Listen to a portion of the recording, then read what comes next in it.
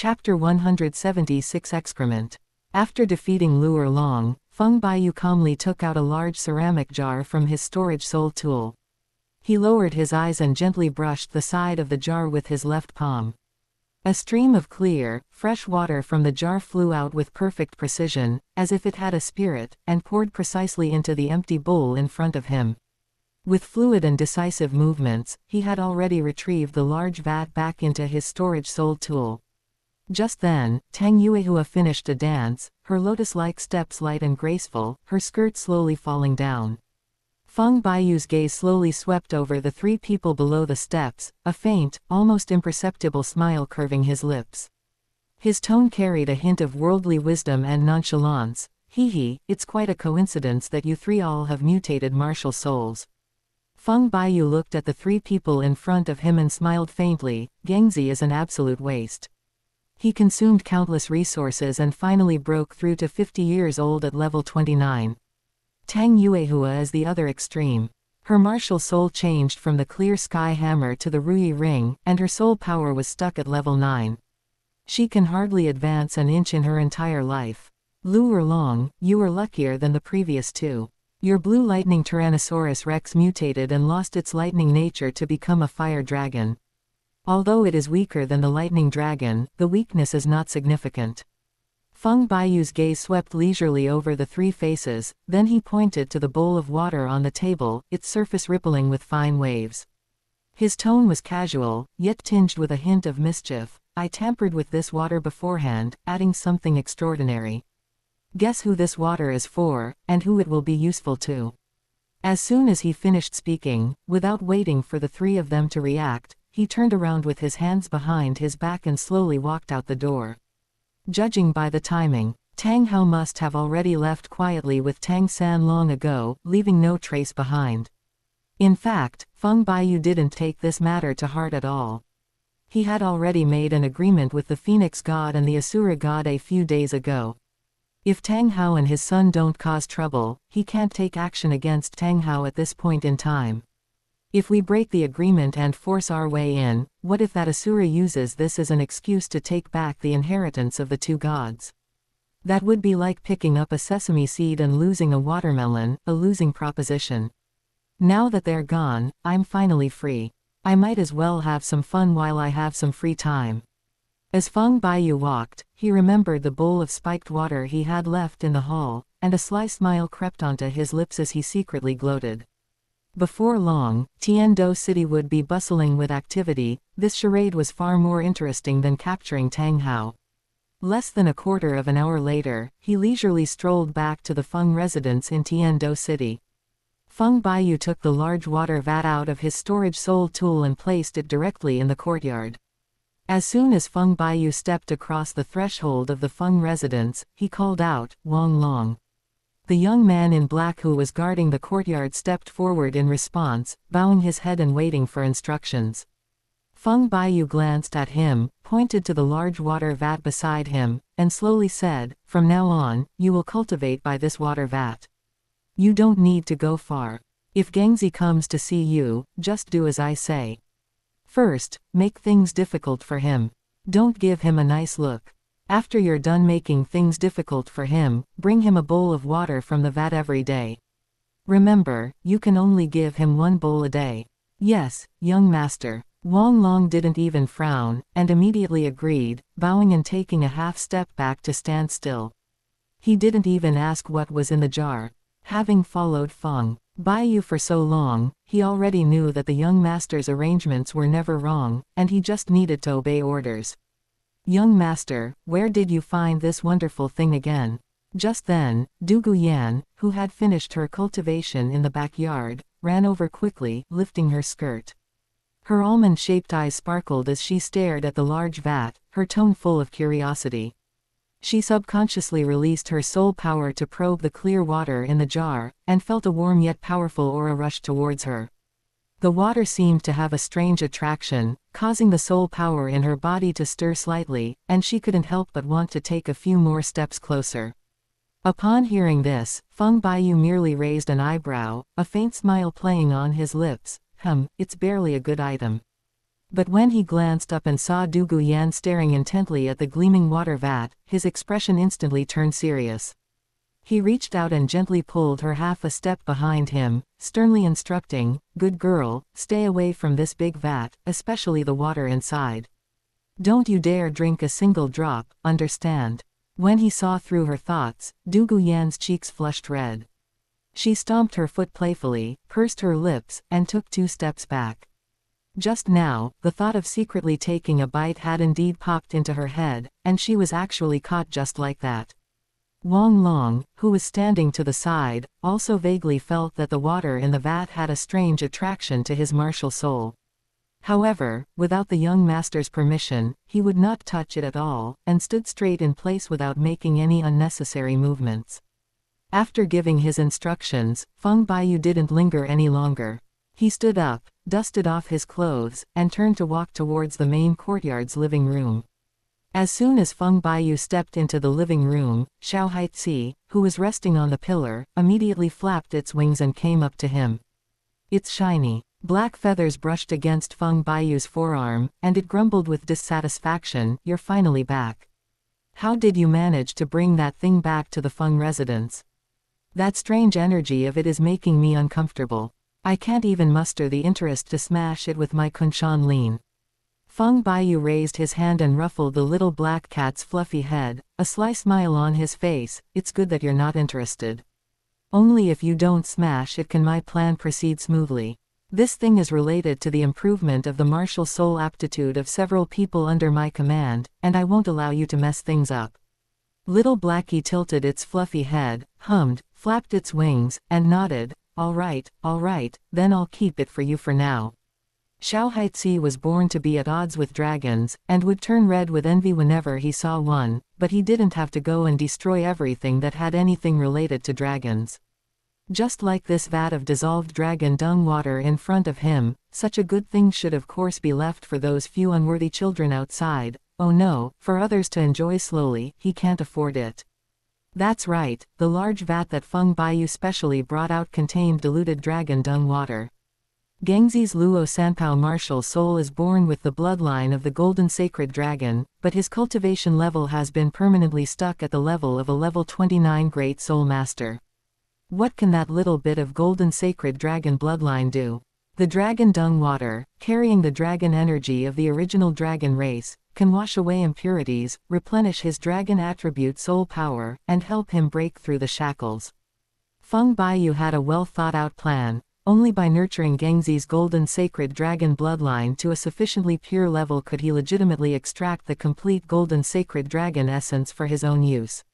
Feng Baiyu has no use for the bloodline of the golden sacred dragon. But giving it to Douluo Bo and Wang Long would be an excellent way to maintain their health. When it comes to cultivating his own trusted inner circle, Feng Baiyu is never ambiguous or perfunctory. Chapter 177 is the trial and punishment underway. Back when Tang San ascended to the God realm, he managed to take 6 trusted confidants with him as his initial core group. How could Feng Baiyu, who intends to ascend to the God realm in the future, not even have a single capable loyal follower by his side?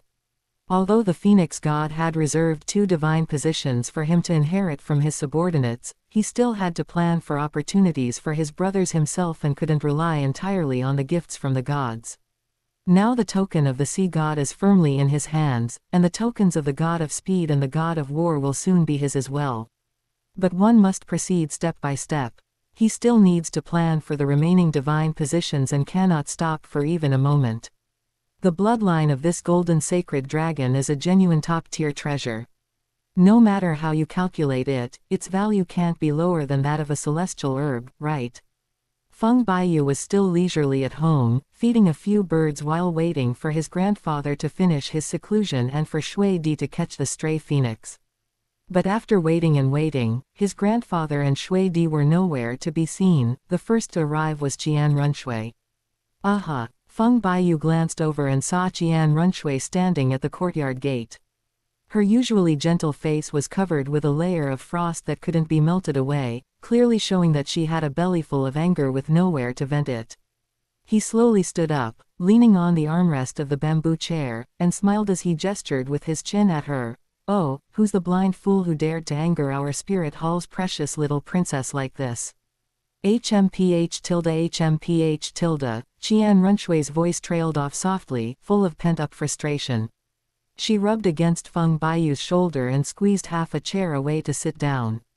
Spotting Gugu Gaga huddled under the stone table watching the commotion, he reached out and scooped the plump chicken into his arms. He rubbed its soft belly and neck, making Gugu Gaga squawk and flap its wings incessantly. He was too busy venting his anger to pay any attention to Feng Baiyu's questions. Feng Baiyu knew perfectly well who this young lady was holding her anger for, but he deliberately didn't point it out, feeding the ice phoenix with one hand and comforting little Chirp with the other. As for Xiao Haitzi, it went to practice open black lens bracket Kunshan cow close black lens bracket on the dragon bone again. Qian Runshui had been rubbing the chicken so hard it was almost wilted, but Feng Baiyu was still feeding the birds and stroking them as usual, without saying a single word to smooth things over. Who could stand this kind of cold treatment? She couldn't help but push the fat chicken aside, snuggle up to Feng Baiyu, and puff out her cheeks as she asked, "Don't you have anything to say to me?"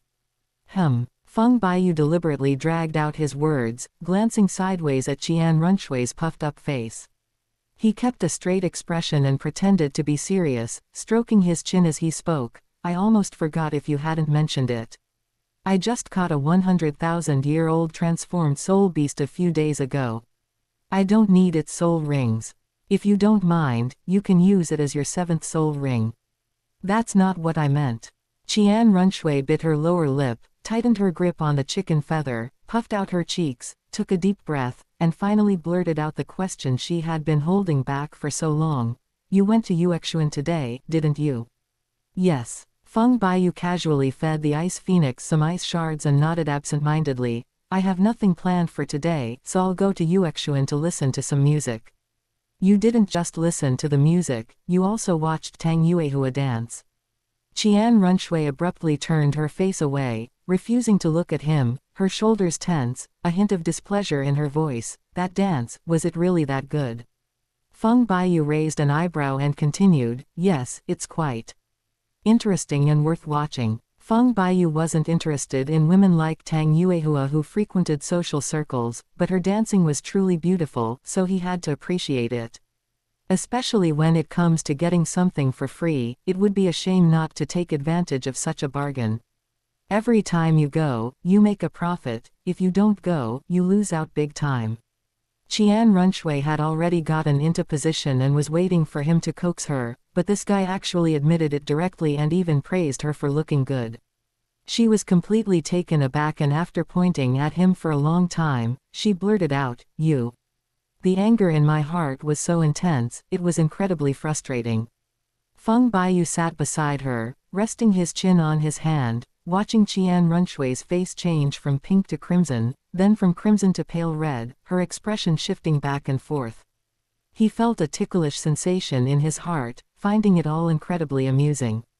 He chuckled to himself, "Sister Shui, you don't really think you can outrank me and be the head of this family, do you?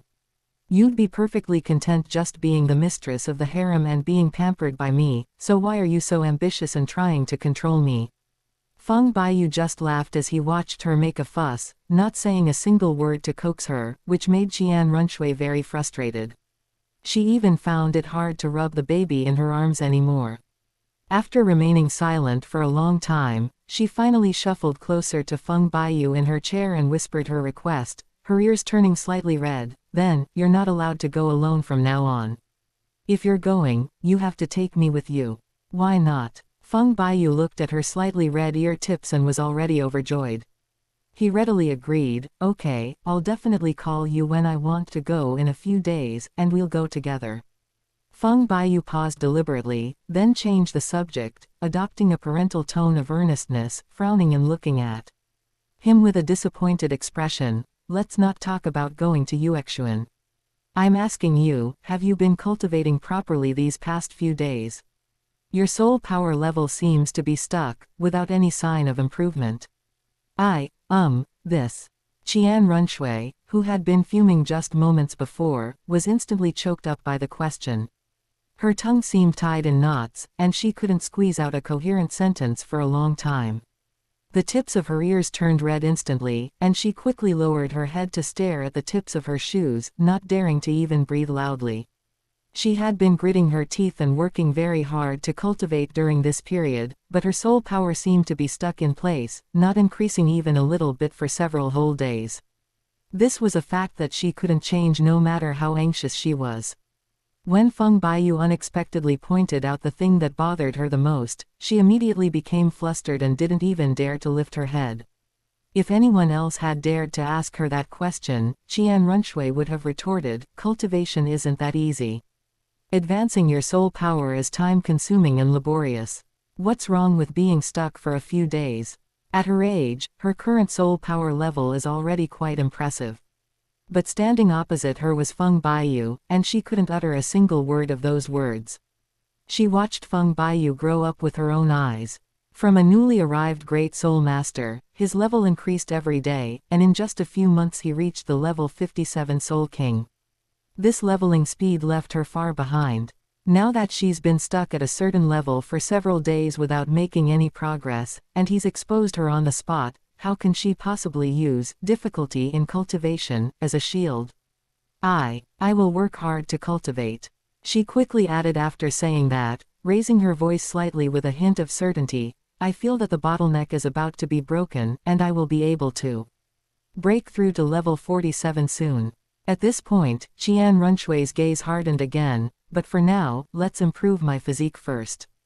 "Come on," Qian Runshui said, grabbing Feng Baiyu's arm. "Come inside with me." Chapter 178 Gangzi, Level 30. Gangzi has reached level 30 thanks to the bowl of water Feng Baiyu gave him. That's right. A simple bowl of water solved the problem that had plagued Gangzi for over 20 years. Gangzi trembled violently, hot tears falling onto the dust. He clenched his fists and roared to the sky, his voice filled with ecstatic, broken joy. "I've broken through. I've finally broken through. 30 years. I've endured 30 long years. Today I've finally reached the threshold of level 30. I'm not the useless person everyone says is stuck at a bottleneck their whole life. I'm not." Yu Shaogang couldn't hide his joy.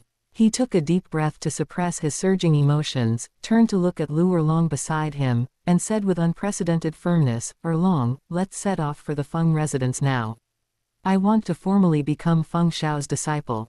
The exhilarating feeling of breaking through the shackles was still flowing through his meridians. At this moment, he no longer hesitated for a second. All his past entanglements and concerns vanished in the face of this real leap in strength. What idol is Tang Hao, the Haoshan Douluo? What kind of personally trained disciple is Tang San? It's all utter nonsense. Only Feng Baiyu, who is about to become his master, is the only true god in this world. Looking at Yu Shaogang, whose eyes were completely red and whose mind was filled with only the obsession of becoming his disciple, Lu Erlong swallowed back all the words of advice that were about to come out of his mouth. She knew all too well the frustration Yu Shaogang had felt stuck at his plateau for the past 30 years, and now, overjoyed, she wouldn't listen to a word he said. So she stopped wasting her breath and pushed the wheelchair, hurrying towards the Feng residence. Feng Baiyu, is he really that amazing? Tang Yuehua stood there, stunned, her gaze fixed on Yu Shaogang, whose aura had not yet dissipated. Seeing his aura clearly jump to level 30, her usually calm and gentle face revealed disbelief for the first time. She and Yu Shaogang were in the same boat, both trapped in the dead end of their martial soul mutations, spending most of their lives stuck in the low-level realm, even struggling to walk the path of normal cultivation. Now, watching Yu Shaogang break through the barriers and reach level 30 with just that bowl of water, a bitter feeling that had been hidden for decades instantly welled up inside me, as if a lump had been gently blocked in my chest, leaving me with an indescribable feeling. Her gaze fell on the direction of the Feng mansion in the distance. The extravagant hope that she had suppressed in her heart and dared not even think about in detail before finally surfaced. She quietly asked herself, if I had been the one who drank that bowl of water first, could I have stepped into the 10th level with dignity like Yu Shaogang now, and no longer have to suffer from the mutated martial soul? However, at this moment, the turbulent thoughts in Tang Yuehua's mind had long since lost all meaning. From the moment the Feng family attacked and killed several titled Douluos from the Haoshan sect, a blood feud was formed between the two sides.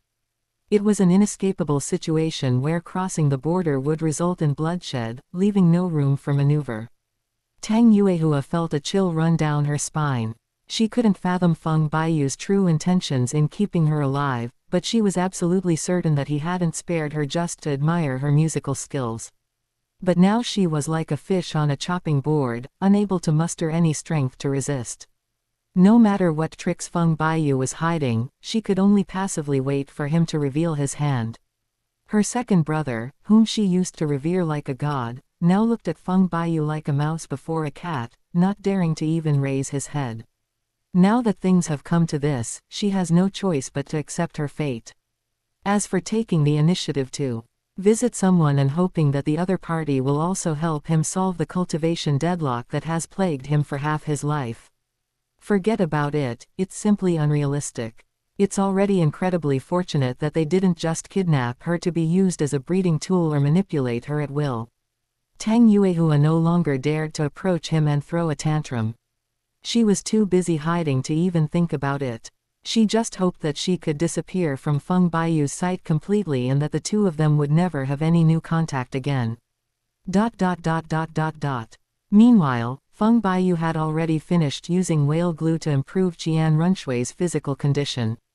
As for what kind of interactions the two had during this period, and what things happened that no one else saw, only the two of them knew the truth from beginning to end. No third person would know a thing. After being continuously nourished by whale glue for some time, Qian Runshui's physique had already surpassed the upper limit of a regular soul master.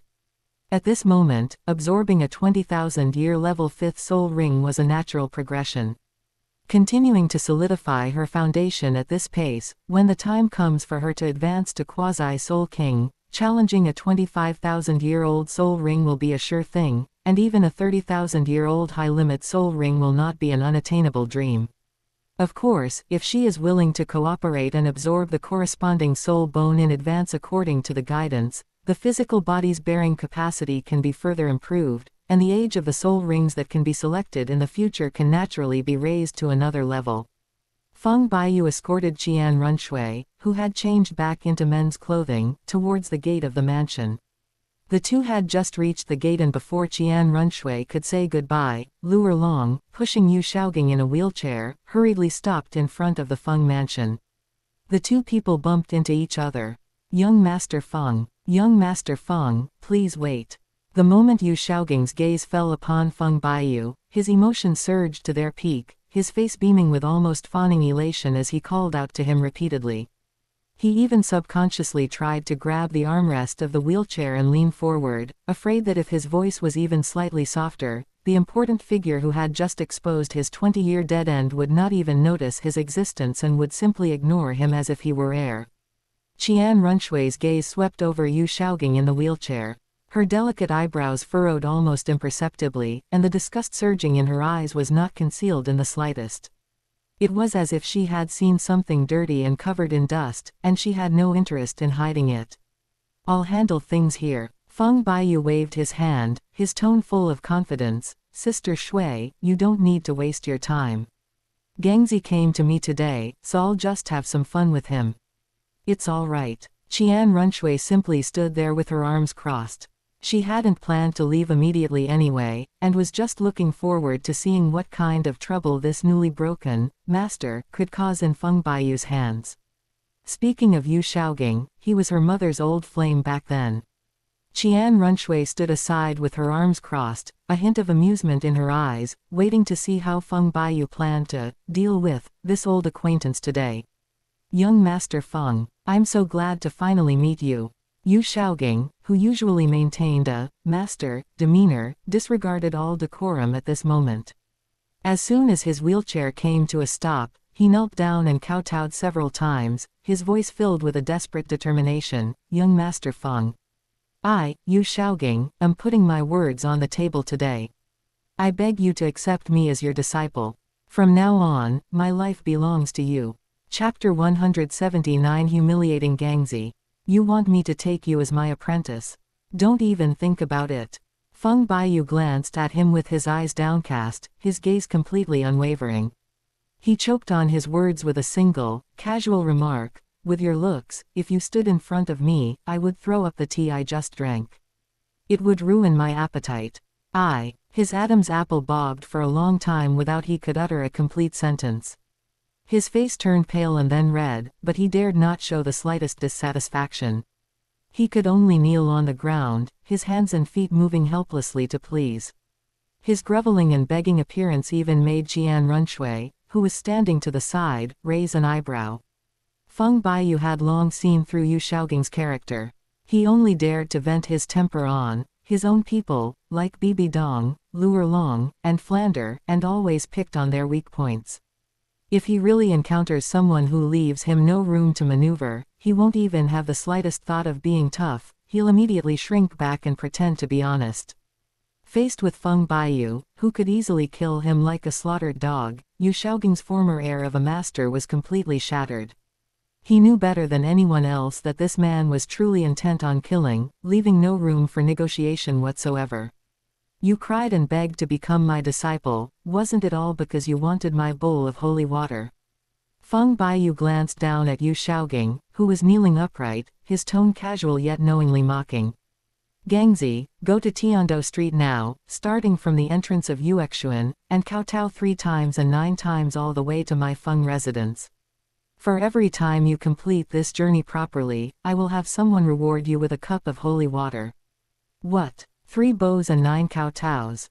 Yu Shaoging and Luer Long's faces turned deathly pale instantly. The humiliation in every word felt like needles piercing them.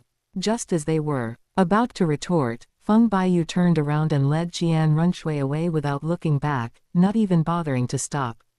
"That's it." Qian Runshui raised an eyebrow slightly, her eyes still brimming with the excitement of watching the show, her tone full of puzzled curiosity. "I thought there would be some more interesting arrangements, but it feels like this whole thing started off weakly and ended rather anticlimactically. It wasn't satisfying at all. I didn't force him, I just pointed out the way to get the holy water." Feng Baiyu smiled and shook his head, his eyes almost overflowing with understanding. "If Gengzi doesn't come tomorrow, he will definitely be bowing and kowtowing all the way to the Feng residence in Tiando City. And this kind of scene will continue for quite some time to come. Why don't you take a guess?" Feng Baiyu turned to look at Qian Runshui beside him, a mischievous smile in his eyes, and slowly said, "When Gengzi really goes out into the street to kowtow 3 times and 9 times, who do you think will be the most restless and the first to get red-eyed with impatience?" She lightly tapped her chin with her fingertip, and after only 2 or 3 seconds of thought, she instantly understood. A knowing smile flashed across her eyes as she spoke, revealing the answer. "Besides Yu Yuanjun of the Blue Lightning Tyrannosaurus clan, there's only that woman." "That's right, just these 2. Feng Baiyu said leisurely, with a hint of certainty in his eyes. "I have already made a private deal with Yu Yuanjun. Even if he is very dissatisfied with this scandal, he won't dare to take it out on me. In the end, he can only turn to Yu Shaoging to vent his anger. At that time, whether we drag them back and beat them up or lock them up and confine them, it will be reasonable. But Yu Shaoging has already tasted the sweetness of breakthroughs.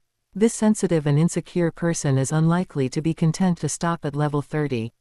He will definitely do everything he can to ask me for a way to improve his cultivation, even if it means losing all face for the Blue Lightning Tyrannosaurus clan for thousands of years. He will not hesitate for a moment." Feng Baiyu's tone was as calm as stating a given fact, but there was a glimmer of anticipation in his eyes. The real show will begin when he really goes all out. Shuiye tilde, Feng Baiyu slowly accompanied Qian Runshui out of the mansion, his voice carrying a relaxed and casual smile. "From now on, you just need to focus on honing your cultivation. You don't need to worry about those messy things outside. Just move a stool and wait to watch the show."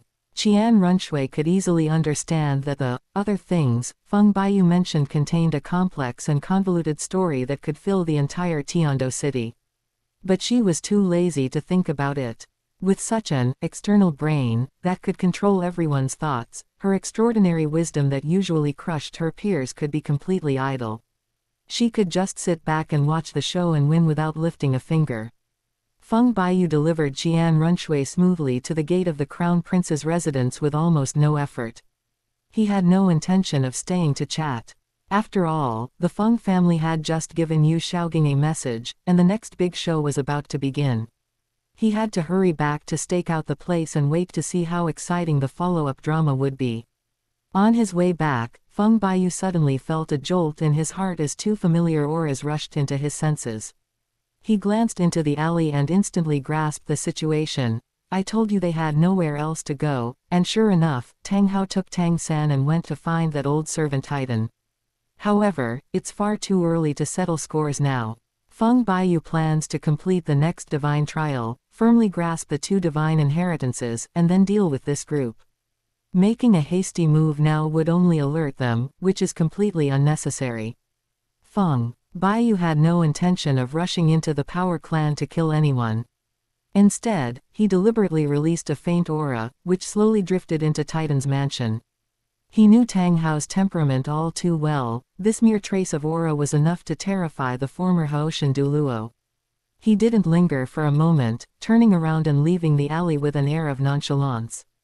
But while he left so gracefully, Tang Hao, who remained with the Power Clan, became a frightened bird.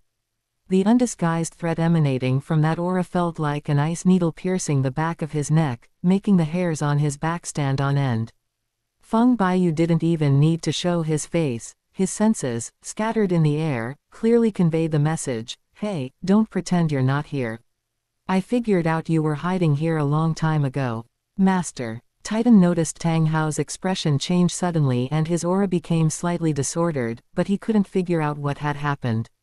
He quickly stepped forward and bowed, asking, "Is there anything wrong with your body?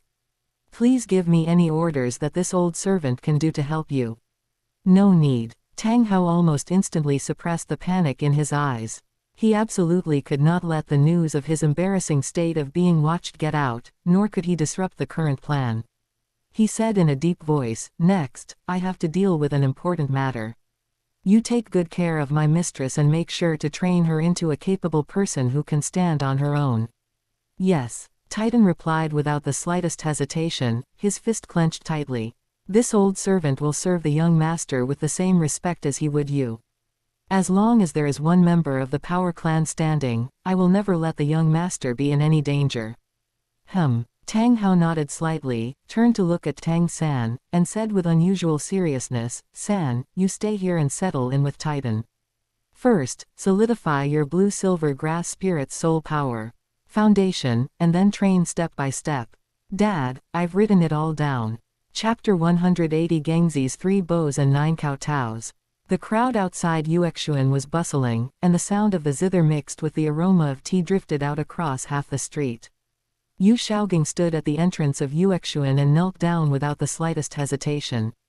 His legs had been broken by his father, Yu Yuanjun. Now, kneeling on the hard stone slab, each bow aggravated his old injuries, yet he still moved forward step by step, bowing once, according to the most solemn ancient ritual. The process of bowing and kowtowing was carried out without any perfunctory manner, each time his forehead struck the ground solidly. The surrounding whispers were like needles pricking him, but he paid no attention to them. The magical water in Feng Baiyu's home that could help him break through was the closest he had ever come to a breakthrough in his life. For this, he was prepared to do anything, even if it meant paying a higher price, let alone kneeling in public. "Yu Shaogang, get up." Lu Erlong rushed forward a few steps but then suddenly stopped, her tears blurring her vision so much that she could barely make out the outline of the person in front of her. Looking at his reddened forehead and dirty knees, she felt as if her heart was being squeezed tightly by a hand. She wanted to pull him up and protect him behind her, shielding him from all the stares from the crowd. But she understood him too well. He had already gambled everything for that bottle of spiritual water. Now that someone dared to block his way, he could really harden his heart and sever all the affection they had shared over the years, leaving her no room for maneuver whatsoever. The news of Yu Shaogang bowing and kowtowing all the way to the Feng mansion along the long street reached the ears of all the top figures in Tiando City in less than half an hour.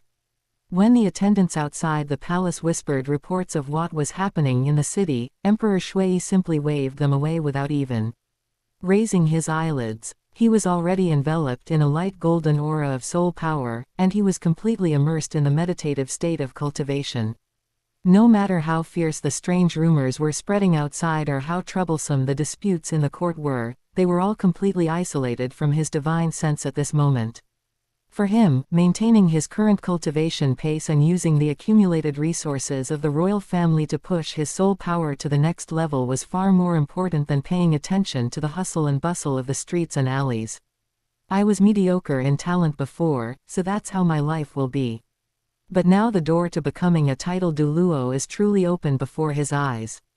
The light he has been waiting for decades has finally fallen upon him. He has no hesitation whatsoever. Even if it means his body is shattered, he must seize this only opportunity. Qian Runshui merely raised the corner of her eye, letting out a faint sneer, not even bothering to twitch her fingertips. In her eyes, someone like Yu Shaogang, stuck at the level 30 and kneeling in the streets for a mere chance, didn't even deserve to garner her a second's attention.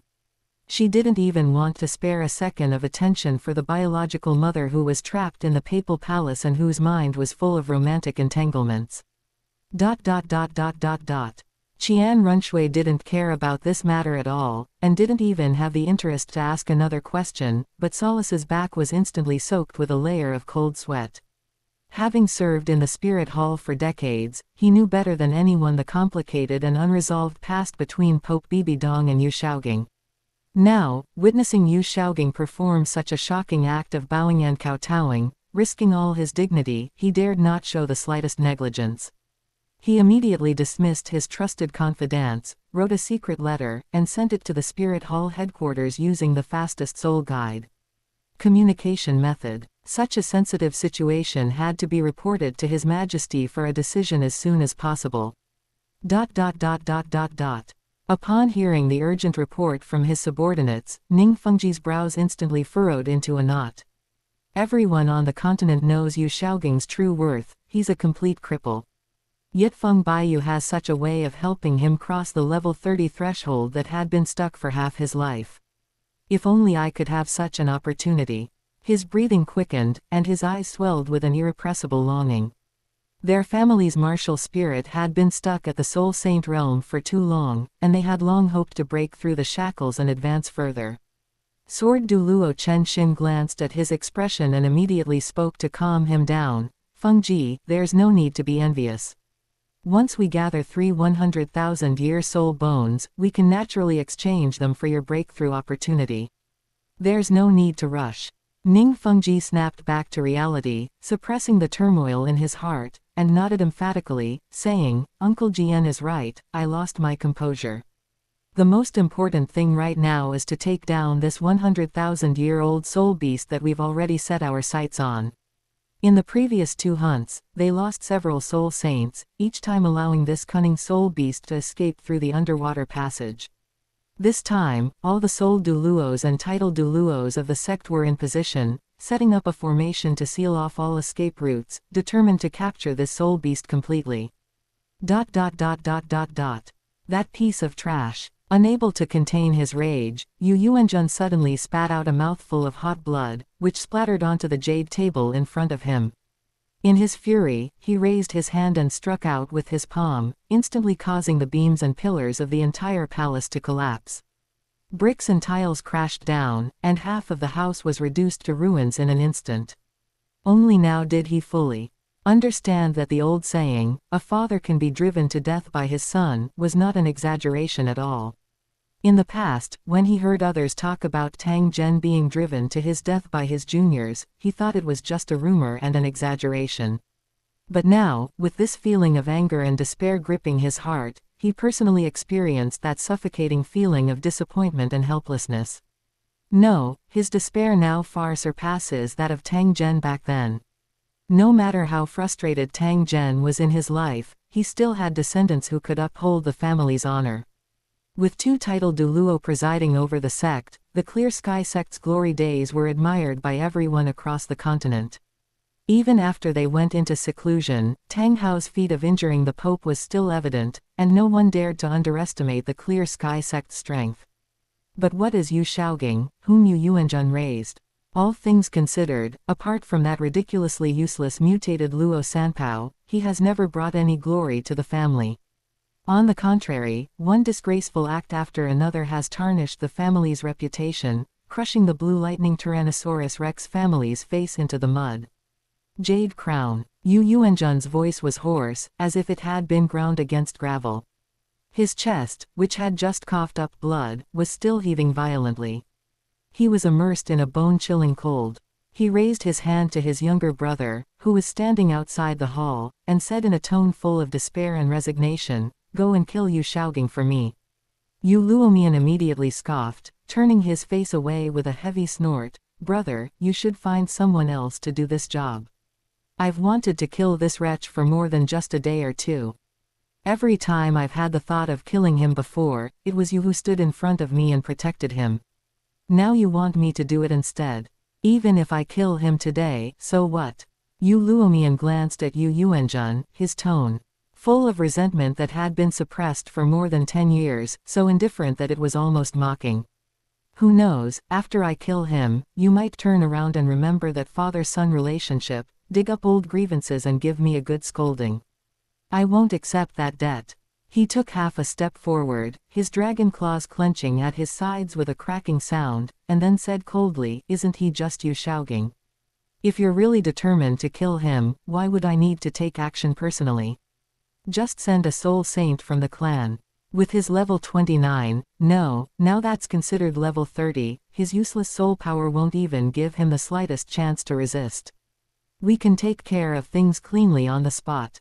Yu Yuanjun's chest heaving had just calmed down a bit, and he was thinking to himself that the kill order he had just given in a fit of anger was indeed too impulsive. However, Yu Luomian's constant complaints were like needles pricking him, making him more and more irritable, and his remaining rationality was almost worn away. He suddenly looked up and stared at Yu Luomian, his tone turning cold and warning, "Your daughter is guarding you right here." Chapter 181 Feng Qingluan emerges from seclusion. Even tigers don't eat their cubs, and Yu Yuanjun, the patriarch of the Blue Lightning Tyrannosaurus Rex, ultimately couldn't overcome the barrier of blood ties and couldn't bring himself to kill Yu Shaogang. However, his mercy in sparing Yu Shaogang resulted in Yu Shaogang performing the grand ceremony of 3 bows and 9 kowtows every day on the main street of the city, crushing the century-old reputation of the top beast spirit families of the 3 upper sects into dust in the gossip of the city. Just as Yu Shaogang was kneeling on the long street, kowtowing until his forehead bled, Luer Long, alone, ventured into the sunset forest and brutally defeated a 1,200-year-old flame demon dragon, arriving before him wearily. When the aura of the third soul ring completely merged into his body, Yu Shaogang finally achieved his wish and stepped into the ranks of the 31st level Soul Master. He also realized that the divine water he had drunk earlier had far more than just the effect of helping him break through the bottleneck. The residual medicinal power was constantly nourishing his mutated martial soul, which had been stagnant for more than 10 years, and finally brought him an opportunity to take a further step forward. Yu Shaogang's worship became increasingly stubborn. Apart from the basic necessities of eating and sleeping, he spent almost all his time on grand kowtows on the streets. The sarcasm of the Soul Masters throughout the city and the embarrassment of the Blue Lightning Tyrannosaurus Rex family were almost overflowing, but he kept his eyes down, ignoring all the ridicule around him. However, 7 days passed in the blink of an eye, and no one knew that amidst the sneers of others, his soul power had quietly risen to level 32. Yu Shaogang straightened his back, which was half dirty from the dust, and his eyes shone with an almost stubborn light. He had already clearly engraved in his heart the path of rushing all the way to the title of Douluo through 3 bows and 9 kowtows. Yu Shaogang sneered inwardly, "HMPH, laugh all you want. I'm just a soul master in my 30s now, you all consider me a joke. Only when I kneel and become the Soul King will you realize how outrageous the path I've taken has been. Once I become a soul saint, those who once sneered at me will probably be scrambling to get even a fraction of my opportunities. Once I reach the pinnacle of title Douluo, not to mention others, even the Blue Lightning Tyrant Dragon clan, who once abandoned me like trash, will have to treat me like their living ancestor. Yu Shaogang diligently performed the 3 bows and 9 kowtows day after day. At first, people from the whole street gathered around to watch the spectacle, pointing and laughing at him as a madman from the Blue Lightning Tyrannosaurus Rex family. But as time went on, even passers-by got tired of it, at most making a few casual remarks as they passed by, and no one stopped to watch anymore. But amidst the general indifference on the street, there were 2 people who kept a close eye on his every move. One was Luer Long, who stayed by his side from beginning to end and never left him. The other was Bi Dong, who was far away in the holy temple of Wuhan City, whose gaze was always fixed on him from thousands of miles away. Bi Dong gripped the papal scepter tightly with her fingertips, but her anger, which surged for only a moment, was quickly suppressed without any further action. Bi Dong was well aware of the current situation. Yu Shaogang's matter had long been beyond her complete control, so she simply stopped paying attention to those messages and preferred to avoid seeing them and getting annoyed. As long as Bi Dong ignores every rumor about Yu Shaogang and doesn't see his pathetic state of bowing and kowtowing on the street, the image that remains deep in Bi Dong's heart will always be that of the man who stood before the stage of martial spirit theory, his eyes shining with wisdom and sharpness. Feng Baiyu was sitting peacefully in his courtyard, meditating, when the Snow Emperor arrived, casually tossing a dark phoenix with 100,000 years of cultivation in front of him. This soul beast was originally a target that Feng Baiyu had specifically instructed Shui Di to capture in the misty Grand Canyon, and now it has finally been delivered to him intact. However, since his soul power had not yet reached the level of a quasi-soul emperor at the 60th level, he simply kept this infamous dark phoenix in his own yard as his exclusive trump card. With little Blackie and Guguga keeping order at home, this newly arrived dark phoenix, even with 100,000 years of cultivation, couldn't cause the slightest disturbance. However, finding the remaining 2 phoenixes became several times more difficult. The life phoenix that controls the power of life, and the destruction phoenix that wields the rules of destruction, are neither comparable to the ordinary creatures in the Lost Canyon. The life phoenix was originally a superior ancestral-level soul beast of the Emerald Swan lineage. Now, even the Emerald Swan, whose bloodline is distant, is protected as a clan treasure by the Star Do Great Forest, let alone the life phoenix, which has been extinct on the continent for many years. Finding a wild phoenix in the soul realm is even more difficult than forcing an existing emerald swan to undergo bloodline reversion and reverse evolution. As for the phoenix of destruction, which was its counterpart, it completely disappeared tens of thousands of years ago, leaving not even a single reliable rumor. To find the phoenix, which has vanished from both life and destruction, the obstacles that Shui Di will face this time are many times greater than when she captured the dark phoenix. Feng Baiyu had no intention of lowering the search standards for the time being, and simply let Shui Di search for traces all over the continent. He had already proactively relaxed the original deadline, giving them ample room to maneuver. If they still couldn't find clues about the 2 phoenixes, then it would truly be a problem on the Snow Emperor's side. Time slipped silently through his fingers, and Feng Qingluan's seclusion lasted exactly 81 days. Once the last wisp of his soul power was absorbed into his meridians, he had firmly stepped into the limit Douluo realm and quietly returned to his own courtyard. The moment Feng Baiyu looked up and met his gaze, he saw that most of the frost on his grandfather's temples had faded, and his whole demeanor looked several years younger. He immediately knew that the effect of this seclusion far exceeded his expectations, and greeted him with a smile. "Grandpa, congratulations on your breakthrough." "Ha ha ha ha." Feng Qingluan laughed loudly, patting his shoulder with emotion. "Baiyu, this time I really owe it to the opportunity you gave me. Otherwise this old body of mine would never have been able to touch the threshold of limit Douluo in this lifetime. I used to think that the threshold of level 97 was so high that I couldn't see the end. Now that I have actually stepped through all the levels, I realize that even the level 99 limit Douluo realm is nothing more than that." Feng Qingluan was filled with the joy of breaking through, and when she looked up, she saw that her grandson's cultivation had increased significantly in this period of time. Her eyes were full of praise. When the news of Feng Qingluan's breakthrough and return spread, the entire Feng manor was immersed in genuine joy, and even the servants sweeping fallen leaves in the corridors walked with lighter steps.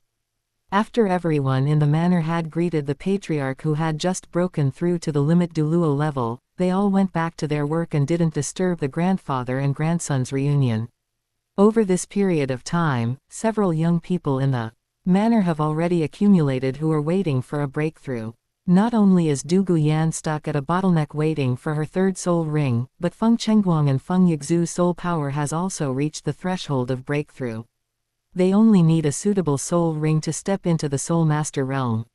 Feng Baiyu gave the three men detailed instructions on the appropriate soul ring attributes and acquisition precautions beforehand. He then invited Du Gubo, a titled Douluo from the manor, to lead the three young men to Sunset Forest to seek their respective opportunities. The grandfather and grandson sat together and talked thoroughly about their recent cultivation experiences. Feng Baiyu didn't hide anything and directly told them where he was going next, the City of Slaughter. Chapter 182 Grandfather and Grandson's Conversation.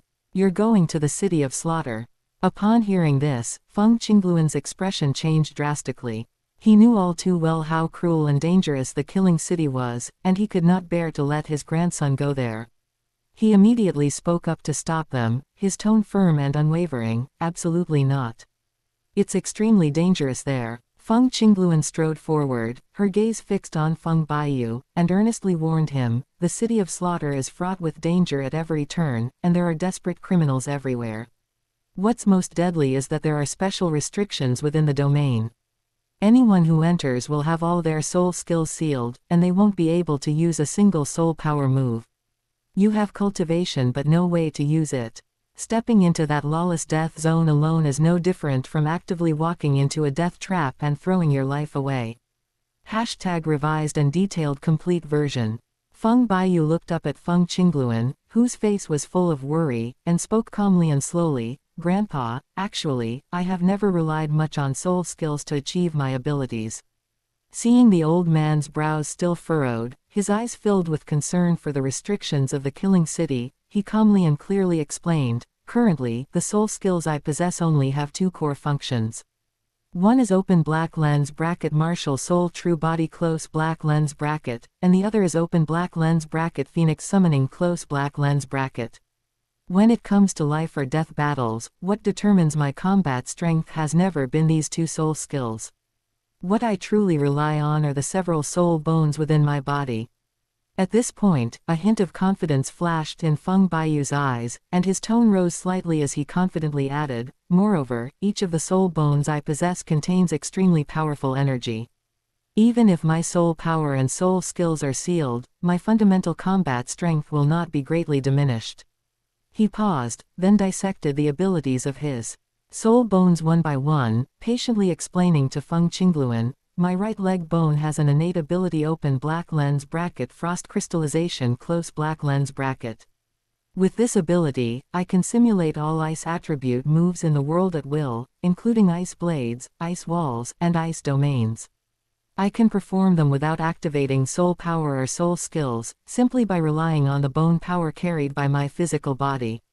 As for the right arm bone that the Phoenix of Light bestowed upon me, it comes with the exclusive talent open black lens bracket exorcism close black lens bracket, which is perfect for countering the environment of the City of Slaughter, which is filled with ferocity, violence and evil. Any spells and enemies that are evil, bloodthirsty, or born of resentment will be countered in my hands, and my attacks will be amplified many times over, giving me a natural advantage. What's more, I also have the talent open black lens bracket Phoenix rebirth close black lens bracket attached to my left leg bone. He looked up at Feng Qingluan, who was still full of worry, and said in a light and confident tone, even if I die in there, I can be reborn with the power of rebirth. With such a trump card in hand, why should Grandpa worry about me? Feng Baiyu's brows relaxed, his confidence radiating from his eyes. His composure was almost impossible to conceal.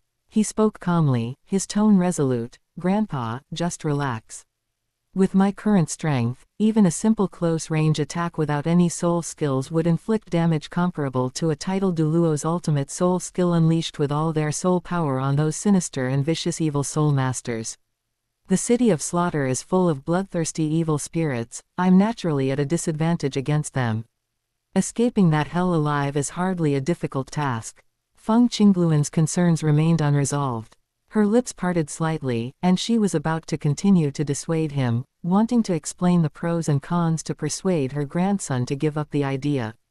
However, Feng Baiyu spoke first, throwing out another reason that he could not avoid. Furthermore, I have another reason why I must go to the city of slaughter. My open black lens bracket Phoenix Divine Trial close black lens bracket, the location of the 5th test happens to be there. This trip is unavoidable. However, Feng Baiyu did not reveal the full requirements of the 5th test of the open black lens bracket Phoenix Divine Test close black lens bracket. His 5th trial was not nearly as difficult as his training in the city of slaughter. All he needs to do is personally kill a genuine title Douluo and fully absorb the opponent's soul ring and soul bone, using the foundation of a title Douluo to temper himself and complete the divine trial advancement. Feng Baiyu knew perfectly well that if he told his grandfather about the assessment conditions, the old man would go straight to Haoshan sect and do whatever it took to capture Tang Xiao for him to kill. Even worse, if Feng Baiyu were too picky and didn't think much of Tang Xiao's soul rings and soul bones, Feng Qingluan would probably go to extremes. To completely prevent him from venturing into dangerous places and risking his life, this extremely doting grandfather was even willing to sacrifice himself, using his peak cultivation level and perfect soul ring and soul bone configuration as a stepping stone for him to pass the divine test.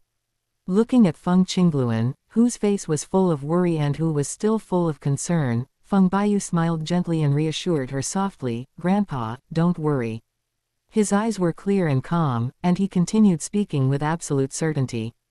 His tone was relaxed and reassuring, specifically designed to dispel the old man's concerns. "I have always valued my life the most, and I would never do anything foolish without certainty, much less put myself in danger for no reason. How could I possibly take the initiative to risk my life and suffer?" Feng Baiyu was trying to persuade her grandfather, but she was already preparing to set off. Feng Baiyu raised his hand and took out a small and exquisite storage soul tool from his waist. He held the object in his fingertips and handed it to Feng Qingluan, explaining it in a calm and composed tone as if he were giving his last instructions. "I've organized everything here." He gestured for the old man to accept the soul tool. "One is the plan for Wang Long's group to match their subsequent soul rings. I've clearly marked what kind of soul beasts with what attributes and how many years they should seek at each stage. There's also a special method to help Yu Tianong and Yu Tianxin break through their limitations and steadily advance to the 4th soul ring at the 10,000-year level. The steps and supporting resources are all included." He paused for a moment, then waved his hand, as if there was no need to worry. "I haven't arranged any other miscellaneous matters, so there's no need to worry about them. This trip won't take too long, at most half a year, and I should be able to return safely from the killing city." 6 months. Upon hearing this, Feng Qingluan was startled, her brows furrowed with disbelief and astonishment. Her heart, which had just calmed down, instantly jumped again, and she quickly retorted, "Baiyu, this is simply impossible." He shook his head repeatedly, his tone full of deep concern. "The city of slaughter is not a place you can easily escape from. To gain the right to leave, you must win a full 100 battles in Hellfire. It is home to countless vicious and ruthless desperados who live by fighting. Even if you are exceptionally talented and your combat strength far surpasses your peers, it will take at least a year to accumulate 100 victories, and it may even take 2 years. Half a year is simply too far-fetched. Who said I was going to follow the rules?" Chapter 183 Facing the Limit Douluo. Upon hearing this, Feng Baiyu smiled faintly, his brows and eyes showing no trace of anxiety. He calmly comforted the tense Feng Qingluan, saying, "Grandpa, there's no need to worry. I already have a plan in mind and a way to escape." As he finished speaking, he slowly raised a finger, pointing towards the distant sky above, his tone both resolute and mysterious. "That one will secretly protect me and help me pass the test smoothly." Feng Qingluan followed his fingertips and looked up at the sky.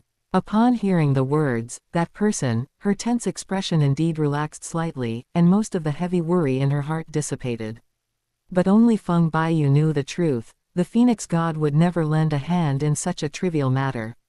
His earlier invocation of the gods was merely a calculated move to appease his grandfather's reverence for deities and his deep belief in divine protection. He used the name of the phoenix god to reassure the old man and prevent Feng Qingluan from constantly worrying about and insisting on intervening to clear away all the dangers in his path. Even though Feng Baiyu invoked the phoenix god as an excuse, Feng Qingluan's concerns remained unresolved, and the worry between his brows lingered. But with things having come to this point, his grandson's mind was made up, and his reasoning and trump cards were laid bare before him. Even if he was extremely unwilling, what grounds did he have to stop him? After much hesitation, Feng Qingluan finally agreed, but she still couldn't let go of her worries. So she set up a test to comfort herself and to see for herself her grandson's true combat strength without relying on soul skills.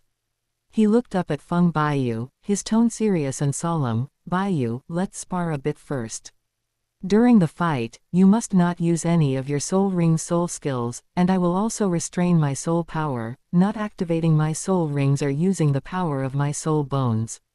If you can withstand my attacks for the time it takes for an incense stick to burn, I will no longer stop you from going to the city of slaughter and will grant you all your requests." "Good." Feng Baiyu nodded knowingly, understanding the purpose of his grandfather's test. Feng Qingluan was constantly worried about his safety and insisted on using this most direct method to personally verify his true trump card and resilience without the support of soul skills. Without the slightest hesitation, he readily agreed to the sparring match. Without saying a word, the two of them tacitly stepped out of the room and into the open courtyard. A gentle breeze swept through the courtyard, causing the branches and leaves to sway lightly, and the atmosphere instantly became still. An old man and a young man stood facing each other, each concentrating their minds and calmly assuming a fighting stance. There was no booming sound of surging soul power, but a tense sense of confrontation was subtly conveyed. Feng Baiyu stood tall and straight, with sharp and clear eyes. His aura was perfectly restrained, and his expression was solemn but showed no sign of fear. "Grandpa, please enlighten me." As soon as he finished speaking, he didn't hesitate for a moment. He moved suddenly, his steps quick and swift, and took the initiative to launch an attack. It was decisive and efficient, without any hesitation. Feng Baiyu's attacks were extremely simple and straightforward, without any fancy opening moves or soul skill or as driven by soul power. His fighting style was simple and direct. With only the innate power of his right leg soul bone open black lens bracket frost crystal close black lens bracket, he rapidly sketched and deduced various forms of ice attribute combat techniques in his mind. With a thought, countless fierce ice-type moves took shape out of thin air and all of them crushed and bombarded Feng Qingluan in front of him. At this moment, he had not activated his open black lens bracket Ice Phoenix True Body Close Black Lens bracket, nor did he receive any attribute boosts, physical enhancements, or combat power enhancements from his martial soul True Body. His state was completely pure, relying solely on the power of his soul bone origin to launch his attacks, perfectly adhering to all the rules of this sparring match. Even so, his attacks showed no signs of weakening, remaining sharp, swift, and utterly lethal. A series of solid, icy attacks erupted one after another, their power layered upon layer, relentless and continuous.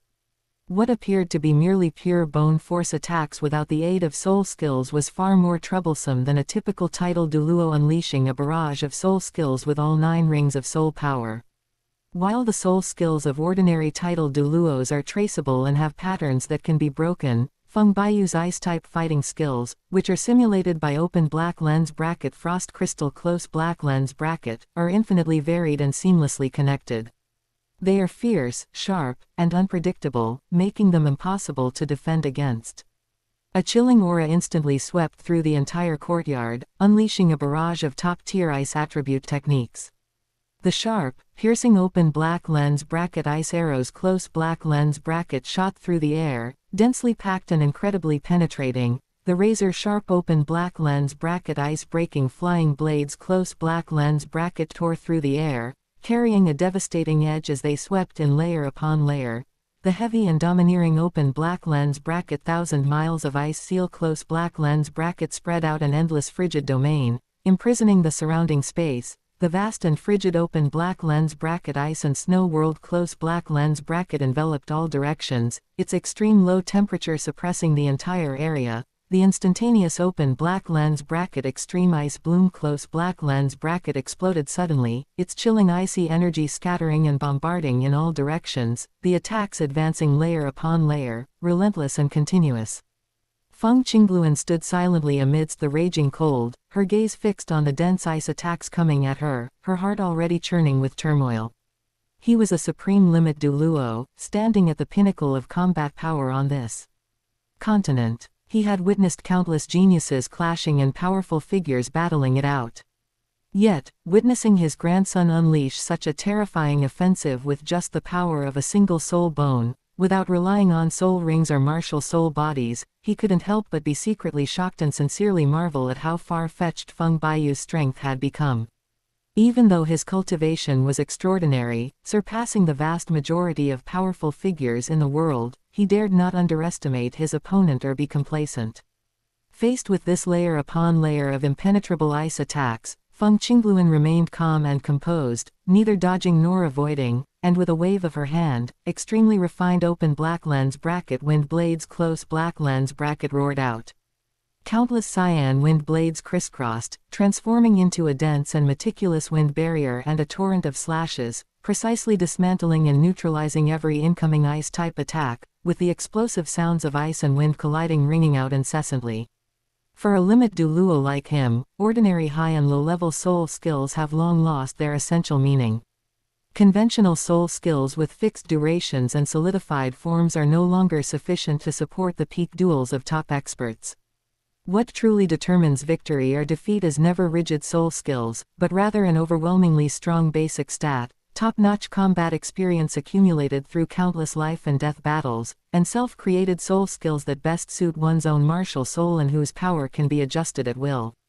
Therefore, throughout the entire sparring match, he always adhered to the rules, without touching his soul rings or soul bones, relying solely on his physical strength, soul power foundation, and combat instincts to calmly deal with Feng Baiyu's fierce attacks. Feng Baiyu knew in his heart that in terms of exquisite moves, combat details and on-the-spot control, the battles he had experienced were ultimately inferior to those of his grandfather's generation of limit Douluo who had lived for countless years. Feng Qingluan's combat experience is superb. Every block and counter is precise, tricky, and flawless, a pure display of skill and experience. However, his fighting style does not rely on meticulous operations and routines. What he excels at is the ultimate numerical crushing and the collision of special ability mechanisms, using absolute hard power to break through all moves. Chapter 184 Not at a disadvantage. Everyone only saw the powerful ice combat ability of his right leg's open black lens bracket frost crystal close black lens bracket, but they didn't know that his trump cards were far more than that. Aside from this ice attribute leg bone, he also has top-tier soul bone abilities attached to his wings and eyes that he has yet to use, each of them is a heaven-defying talent that far surpasses ordinary soul skills. The next instant, Feng Baiyu had a thought, and a faint light flowed around him as he quietly activated the open black lens bracket phoenix feather close black lens bracket talent attached to the wing soul bone. An invisible amplification instantly enveloped his entire body, causing his physical strength, attack power, and explosive force to surge. With layers upon layers of attribute enhancements landing, at this moment, his basic combat power value had already surpassed that of Feng Qingluan, who had not activated any soul rings or soul bones. With the overwhelming combat power already a foregone conclusion, Feng Baiyu did not stop. He then quietly activated the ultimate talent of his eye soul bones, open black lens bracket fire phoenix eyes close black lens bracket. A faint glow appeared in his pupils, and strange phenomena arose spontaneously. The penetrating and defense-breaking mechanism attached to this eye is extremely domineering. The attack is unpredictable and unsolvable, and there is no conventional way to dismantle or block it. Even Feng Qingluan, a limit Douluo who had witnessed countless top-level battles, could no longer maintain her composure in the face of such an unconventional attack. A hint of seriousness flashed across her eyes, and her aura suddenly tightened as she had no choice but to face the attack head-on. "All right, stop." Feng Qingluan raised his hand, sending a gust of wind to separate the intertwined ice and wind between the two, and called out to stop the sparring match. The biting cold slowly dissipated, and the turbulent air in the courtyard gradually calmed down. Looking at Feng Baiyu in front of him, whose breathing was still steady and showed no signs of fatigue, he had already made a clear conclusion in his heart. Having not used his martial soul or activated any soul skills throughout the entire exchange, relying solely on the innate power of his several soul bones to launch successive attacks, Feng Baiyu's displayed combat strength was already terrifyingly formidable. Even ordinary titled Douluos on the continent, if they were to fight Feng Baiyu at this moment, who was holding nothing back, would ultimately only end in defeat and death. He silently weighed the pros and cons in his mind, and his tense heart relaxed a little. With his grandson's current formidable foundation, as long as he knew how to conceal his sharpness and not actively provoke the unfathomable king of slaughter who presided over the entire inferno, and avoided direct combat, ordinary thugs and evil soul masters would not be able to threaten his life. This trip should not encounter any too many dangerous accidents. Feng Baiyu withdrew his soul power, his aura becoming as steady as ever, without a trace of panting or dishevelment. He raised his eyes to look at the old man in front of him, a calm and gentle smile on his face, and asked softly, "Grandpa, after this competition, I've met the standard, haven't I? Now you should believe that I will definitely be able to return safely from the city of slaughter."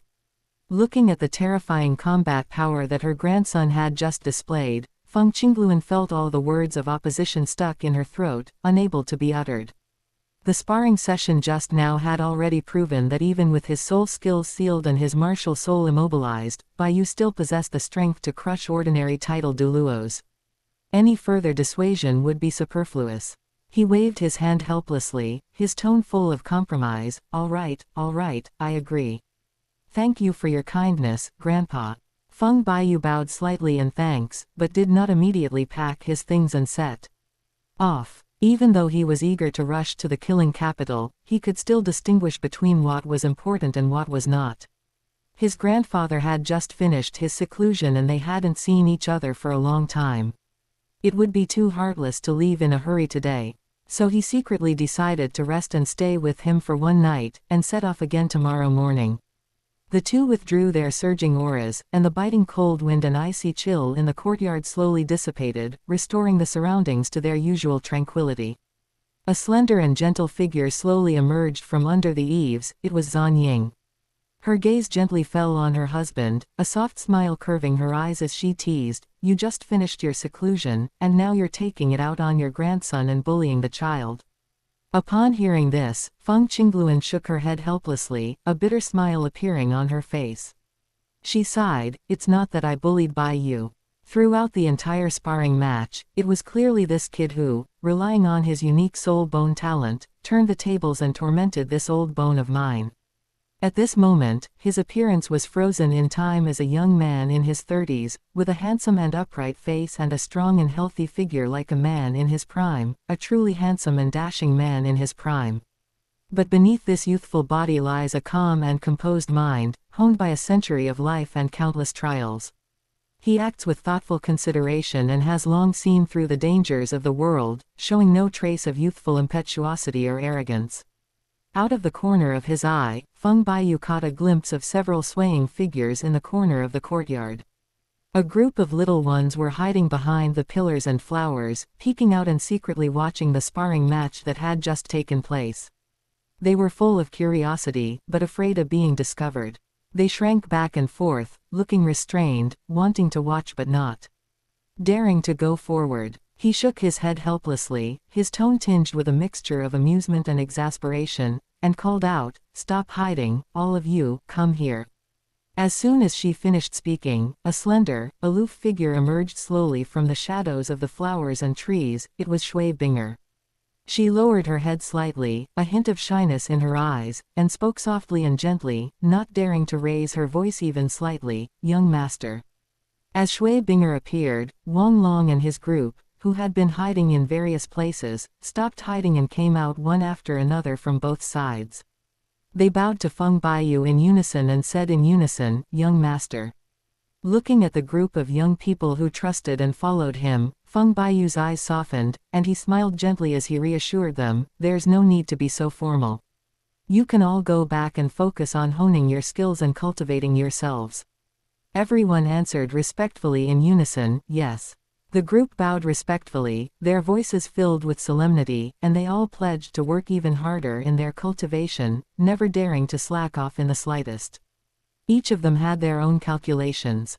While their young master was currently only at the Soul King level, they had clearly witnessed in their recent sparring that his soul bone talent alone could crush an ordinary title Douluo. This incredible disparity filled them with a sense of urgency.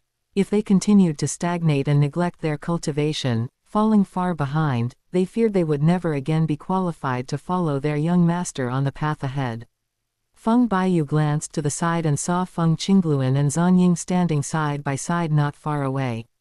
The two were looking at each other, their words tender and affectionate, full of the lingering warmth of a long-awaited reunion. He wisely looked away, not wanting to go over and disturb them, becoming an eyesore as a third wheel. Since there was still plenty of time left today, he simply turned around and went back to the courtyard, intending to take advantage of this leisure time to sort out the shortcomings of his own cultivation techniques, soul bone abilities and trump cards, to find out the omissions and make up for the deficiencies, and to hone all his combat power to be more perfect, so as to make full preparations for going to the City of Slaughter. Chapter 185 City of Slaughter. The next day, as dawn broke, the sky was shrouded in a hazy, cold white. Feng Qingluan accompanied Feng Baiyu all the way, traversing the desolate and uninhabited wilderness, until they arrived at a place shrouded in thick blood mist year-round. The entrance to the City of Slaughter suddenly appeared before them. A thick, pungent smell of blood assaulted the senses. An ancient black stone gate stood on the horizon, its doors engraved with twisted and ferocious patterns. Just standing close to it sent a chill down one's spine. Feng Qingluan stopped and turned to look at Feng Baiyu beside her. She pointed to the stone gate shrouded in black mist ahead and carefully instructed, "This is the entrance to the City of Slaughter. There are a set of rules to follow when you want to enter. You just need to do this and that, and you will be able to enter smoothly." He meticulously broke down and explained each safe and routine entry procedure, hoping that his grandson would enter the trial safely. A gentle, calm smile appeared on Feng Baiyu's lips. He obediently nodded and replied, "Grandpa, I understand all these rules." On the surface, he appeared completely obedient and docile, but deep down he had already made up his mind. He had no intention of following the proper procedures his grandfather had instructed him to enter the sect. What seemed like tedious and dangerous entry rules to others were completely superfluous to him. Rather than going through the motions of registration and verification, he preferred to break through his own path in the most direct and domineering way. Before Feng Qingluan could react, a dazzling and holy golden light suddenly erupted from Feng Baiyu's body.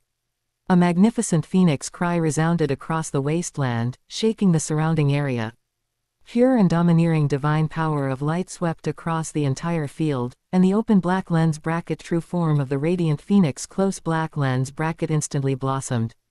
Its gilded wings spread out, phoenix patterns covered its entire body, and an aura of ultimate holiness and immense pressure spread out, instantly tearing apart the eerie bloodlust that lingered at the entrance to the City of Slaughter. The several murderous guards stationed at the entrance were all ruthless villains with blood on their hands, who had guarded this place for years and were extremely vicious. But under the divine pressure of the Phoenix of Light, they instantly stiffened, their souls trembled, and an extreme fear arose in their hearts. Feng Baiyu was too lazy to waste words with these lackeys. With his true form empowered, the divine power of light swept across the area, and the sharp phoenix wings and pure purifying power swept everything away. Without any fancy moves, just pure power crushing everything, he utterly destroyed all the defenses of the guards. A few short, shrill screams were quickly silenced. The notorious gatekeepers, known for their ruthlessness, were instantly annihilated by the divine power of light, leaving no trace of their bodies. With a single move, Feng Baiyu swept away all obstacles. His movements were swift and decisive, without the slightest hesitation.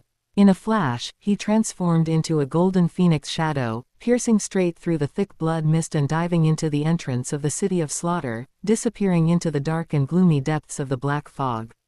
Others enter the city of slaughter for training, trials, and the chance to inherit the legacy of the Asura god.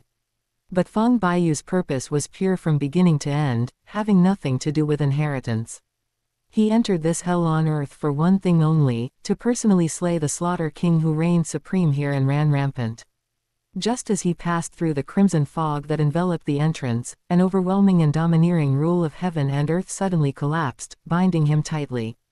The unique restrictive power of the city of slaughter suddenly took effect, forcibly suppressing all external divinity and martial spirit origins. The radiant phoenix true body that had just unfolded could not be maintained at all, and was instantly forcibly gathered and drawn into his body, with not a trace of divine light able to leak out. The open black lens bracket frost crystal close black lens bracket attached to his right leg soul bone alone allows him to simulate countless ice attribute killing moves in the world, combining offense and defense with endless variations. This is enough to crush most of the desperate criminals here and to support him in wantonly killing and sweeping away powerful enemies in this purgatory.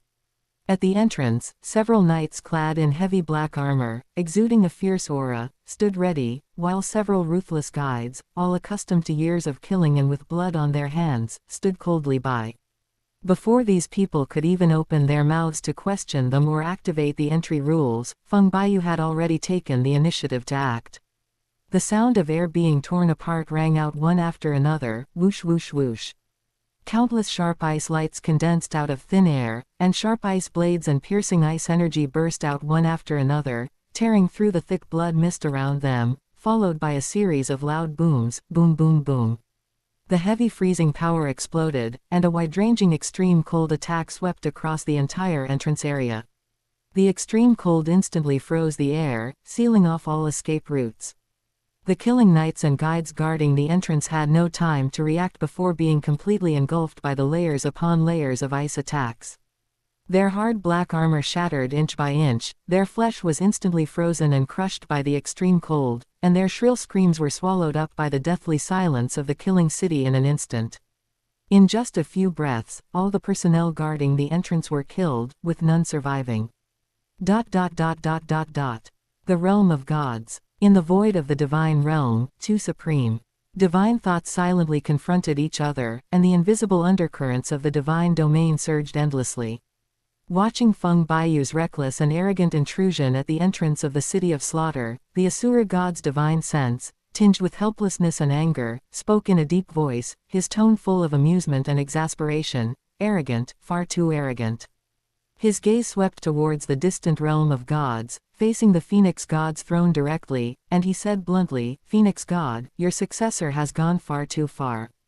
Openly trespassing into the city of slaughter, slaughtering my territorial guards, and showing no regard for my Asura domain." From the moment Feng Baiyu set off, the Phoenix Goddess kept a constant watchful eye on her successor, and every action that occurred in the mortal realm was under her control. She felt no displeasure at Feng Baiyu's domineering and unruly behavior. On the contrary, she understood it perfectly and didn't care at all. A serene and ethereal divine voice slowly resounded throughout the void of the divine realm. The Phoenix Goddess's divine thoughts were gentle yet carried an undeniable protectiveness. She chuckled softly and calmly asked, "Oh, what do you mean by that? Shira, my successor merely ventured into the city of slaughter for training. He was a mere mortal cultivator, unaware that this inferno was your exclusive domain." Ignorance is no excuse. She spoke casually, offering a nonchalant rebuttal. Besides, this city of slaughter harbors the world's most heinous criminals, filled with endless sins and carnage. Is it wrong for him to enter it to punish evil, eliminate wickedness, and purify the land? The Asura god's gaze sharpened as he looked at the Phoenix god's divine body. A chilling killing intent surged within his eyes, causing the crimson aura of the entire Asura god domain to surge violently, as if a battle was about to break out at any moment. But deep down, he was perfectly clear-headed. Even though the Phoenix god had suffered losses and his divine power had fallen to the level of a second-tier god, his Phoenix essence was born and destroyed together with it. If he really wanted to fight to the death, he had the confidence to take him, a first-tier god, down with him. Right now, the Phoenix god is clearly protecting his own, and every word he says is biased towards Feng Baiyu. Even though the Asura god is full of anger, he doesn't dare to easily make harsh words or use force to coerce him. He can only suppress his surging anger. Chapter 186 The God of Asura goes berserk. After a moment of silence, the Asura god suppressed the agitation in his heart, his voice deep and heavy, carrying an unyielding force, make him leave the city of slaughter immediately. The Phoenix god's phoenix eyes curved slightly, a hint of mockery on his face, as he calmly retorted, "My heir entered this place to complete my Phoenix god trial. The mission is not yet finished. Do you think you can make him turn back halfway with just a casual remark?" Then, her tone shifted, becoming casual yet laced with a mischievous glint in her eyes. "It'll cost extra." Absolutely impossible. Upon hearing this, the Asura god instantly understood her thoughts, realizing that the Phoenix god had once again set her sights on the divine positions under her command. With a hint of annoyance in her tone, she retorted in a deep voice, "It's merely a place for me to select successors, yet you want to use it to demand an entire divine position. Your appetite is far too great." The Phoenix god glanced at him indifferently, appearing completely nonchalant. Her gaze remained fixed on Feng Baiyu, who was wreaking havoc in the slaughter city of the lower realm, as she peered through the clouds of the divine realm. She casually remarked, "If you don't want to give it to me, then forget it. I won't force you." At this moment, Feng Baiyu in the lower realm had completely unleashed his unparalleled killing power. His right leg soul bone open black lens bracket frost crystal close black lens bracket continuously surged with extreme cold power, unleashing a wide-ranging ice seal and ice blade attacks that swept across the entire area, coupled with the soul bone's inherent open black lens bracket exorcism close black lens bracket effect. The damage to the evil soul masters in this land of sins was directly doubled, making the restraining effect virtually unbeatable. Throughout the entire city of slaughter, neither guards nor roaming fugitives could offer him any resistance. He swept through the land, slaughtering evil spirits with a ferocity that was hardly more complex than simply cutting grass. The Phoenix god looked at Feng Baiyu, who was sweeping through the lower realms unstoppable, and a half-smile curved her phoenix eyes as she slowly teased, "Guess how many people are left in this city of slaughter? At this rate, if he slaughters all the villains here, you probably won't be able to gather enough manpower to carry out the Asura god trial for the next few years." The Asura god felt a tightness in his chest from the Phoenix god's words, which contained a hidden threat. Looking at Feng Baiyu, who was slaughtering indiscriminately in the lower realm without any intention of stopping, he could only grit his teeth and back down. "I will order the god of food to bestow his divine position upon your successor. Is that all right?" Whispering sound. The Phoenix god scoffed lightly, his face full of undisguised disdain, and shook his head casually, saying, "My successor's vision is not that low.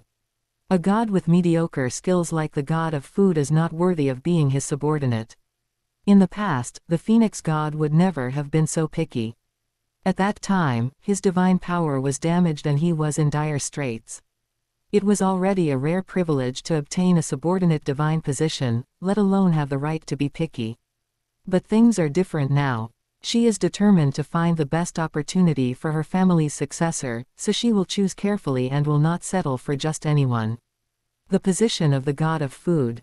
She pondered to herself. Among Feng Baiyu's subordinates, had anyone ever cultivated a food-related martial soul?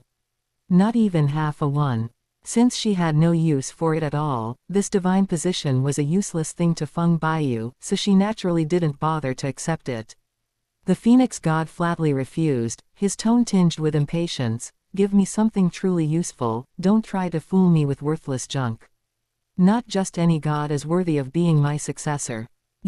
Hearing this, the Asura god was both angry and helpless. He was amused by her picky manner and said in a deep voice, "Even the orthodox subordinate god position is so picky. At your rate, I might as well just give you the position of Asura god." "Sure." Phoenix god didn't hesitate at all, raising an eyebrow and reaching out her hand. "Then bring it here." HMPH. The Asura god let out a heavy snort and simply shut his mouth, no longer responding to her. the position of the Asura god as his foundation, and he is in charge of killing and sin in the world. How could he possibly hand it over to someone else? His Asura godhood will only be given to Tang San, and Tang San is his. The Asura god suppressed the surging bloodthirsty aura in his heart, his narrow eyes fixed on the Phoenix god.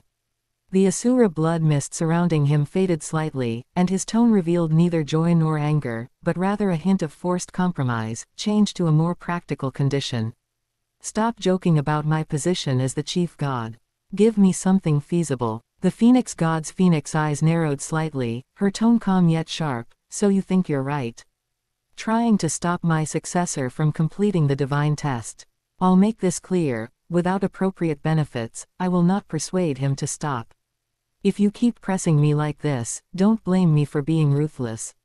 The Asura god's blood-red aura surged violently, his eyes turned bloodshot, and he was panting heavily. He gritted his teeth and growled, "Phoenix god, you forced me to this point." Before he finished speaking, he didn't hesitate any longer. A crimson divine thought that spanned the entire divine realm was sent directly to the god of slaughter, the command cold and resolute, leaving no room for negotiation. God of slaughter, immediately pass on your divine position to Tang Hao. Give him his first divine trial task, kill all of Feng Baiyu's relatives. Damn it. The Phoenix god, who had just been calmly mocking and dominating the situation, suddenly changed his expression. His leisurely and carefree demeanor vanished, and his phoenix feather-like long hair was slightly raised due to the surge of divine power. His eyes were filled with raging anger, and he shouted sharply, "Asura god, you are clearly courting death. If you're so capable, then make your move." The Asura god had already formed a blood-red Asura divine sword wrapped in endless killing karma in his palm. His expression was calm and unwavering as he spoke slowly and deliberately, "Phoenix god, my mobilization of the god of slaughter and the arrangement of the inheritance test were all within the scope permitted by the rules of the god realm. But if you take the initiative to start a divine war, the blame will fall entirely on you." You. The Phoenix goddess was so enraged by his actions that she laughed, her eyes filled with mockery. He hadn't mentioned the rules when he was pressing her and using underhanded tactics, but now he was lecturing her on the rules of the divine realm. She raised her eyes and coldly glanced at the Asura god wielding the Asura divine sword, her tone full of confidence. "Fine, since you insist on this, then I'll wait and see. Tang Hao, with a missing arm, is going to storm the Feng family alone. What makes him think he can contend against two titled Douluos in the family who possess 100,000-year soul rings and a full set of 100,000-year soul bones?" The Phoenix god chuckled, her phoenix eyes filled with warning, her words resounding, "Asura god, this is no longer the time when you secretly helped Tang Hao fight against qian xunji. I will keep a close eye on your every move." Her tone suddenly turned icy, a blatant threat. "If you dare to give Tang Hao even the slightest help in private, I will immediately descend to the mortal realm in my true form and personally kill Tang San." When the Phoenix god publicly revealed that he had secretly helped Tang Hao in the past, the Asura god remained calm and composed, showing no signs of panic or emotion. He appeared completely unmoved. Chapter 187 The God of Slaughter Test. Both he and the Phoenix god held each other's secrets and vulnerabilities, allowing them to check and restrain each other. These hidden entanglements have always been an unspoken secret between the two of them, known only to each other and never brought to the forefront. Private power struggles and manipulations are one thing, but these secret matters concerning the gods, selfishness and interference in the cycle of reincarnation in the mortal realm are extremely sensitive and taboo. If this is publicized and alarms all the gods in the divine realm, it will be a complete breach of protocol and a violation of the rules of the divine realm, and no one will benefit from it. Therefore, he was certain that the Phoenix god was merely threatening him verbally and would never dare to actually reveal these secrets to the public. While the two were locked in a fierce confrontation in the void of the divine realm, the god of slaughter in the lower realm had already obeyed the order, completed the succession of his divine position, and transferred all his divine authority to Tang Hao. Tang Hao already possessed the killing god domain. Although this domain originated from the killing essence of the Asura god, it was naturally compatible with the divine power foundation of the killing god lineage, and its inheritance was unimpeded. Although the god of slaughter was extremely reluctant to give up his divine position, which he had held for many years, he dared not disobey the orders of the Asura god and could only do as he was told. Having witnessed the fierce confrontation between the Asura god and the Phoenix god over the past few days, he had already realized that his own god was becoming increasingly impulsive and reckless. Following such a capricious superior, he would inevitably be drawn into an uncontrollable mess sooner or later. Rather than being implicated and suffering an irrecoverable fate later, it's better to relinquish the position of the god of slaughter and extricate oneself from this murky water as soon as possible. Just as the two supreme deities of the divine realm were locked in a stalemate, a cold and solemn divine decree suddenly resounded throughout the world.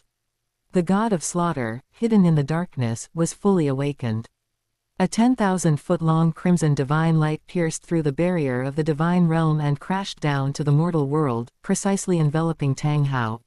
Open black lens bracket. The 9 trials of the god of slaughter officially begin. Close black lens bracket. Crimson divine runes swirled and flowed, etched on Tang Hao's brow. A domineering and chilling killing power swept through his limbs and bones, and a brand new god-level assessment mission suddenly appeared. Open black lens bracket. The first test of the god of slaughter. Close black lens bracket. Assessment task. Within 1 month, kill any one of the following 6 people: Zan Ying, Dugu Bo, Dugu Yan, Shui Binger, Feng Chengguang, and Feng Yixu to complete the basic assessment. Extra reward rules. During the assessment period, for each additional target killed, the age of all your soul rings will be permanently increased by 1,000 years, with no upper limit. The cold and ruthless divine rule was firmly etched into Tang Hao's soul, leaving no room for negotiation. The trials of the god of slaughter lineage are known for their ruthlessness and unscrupulousness. In order to become stronger and regain his complete physical body, this divine trial undoubtedly presented Tang Hao, who was in a slump, with the most fatal temptation, and also quietly set the stage for a killing storm that would sweep across the entire continent.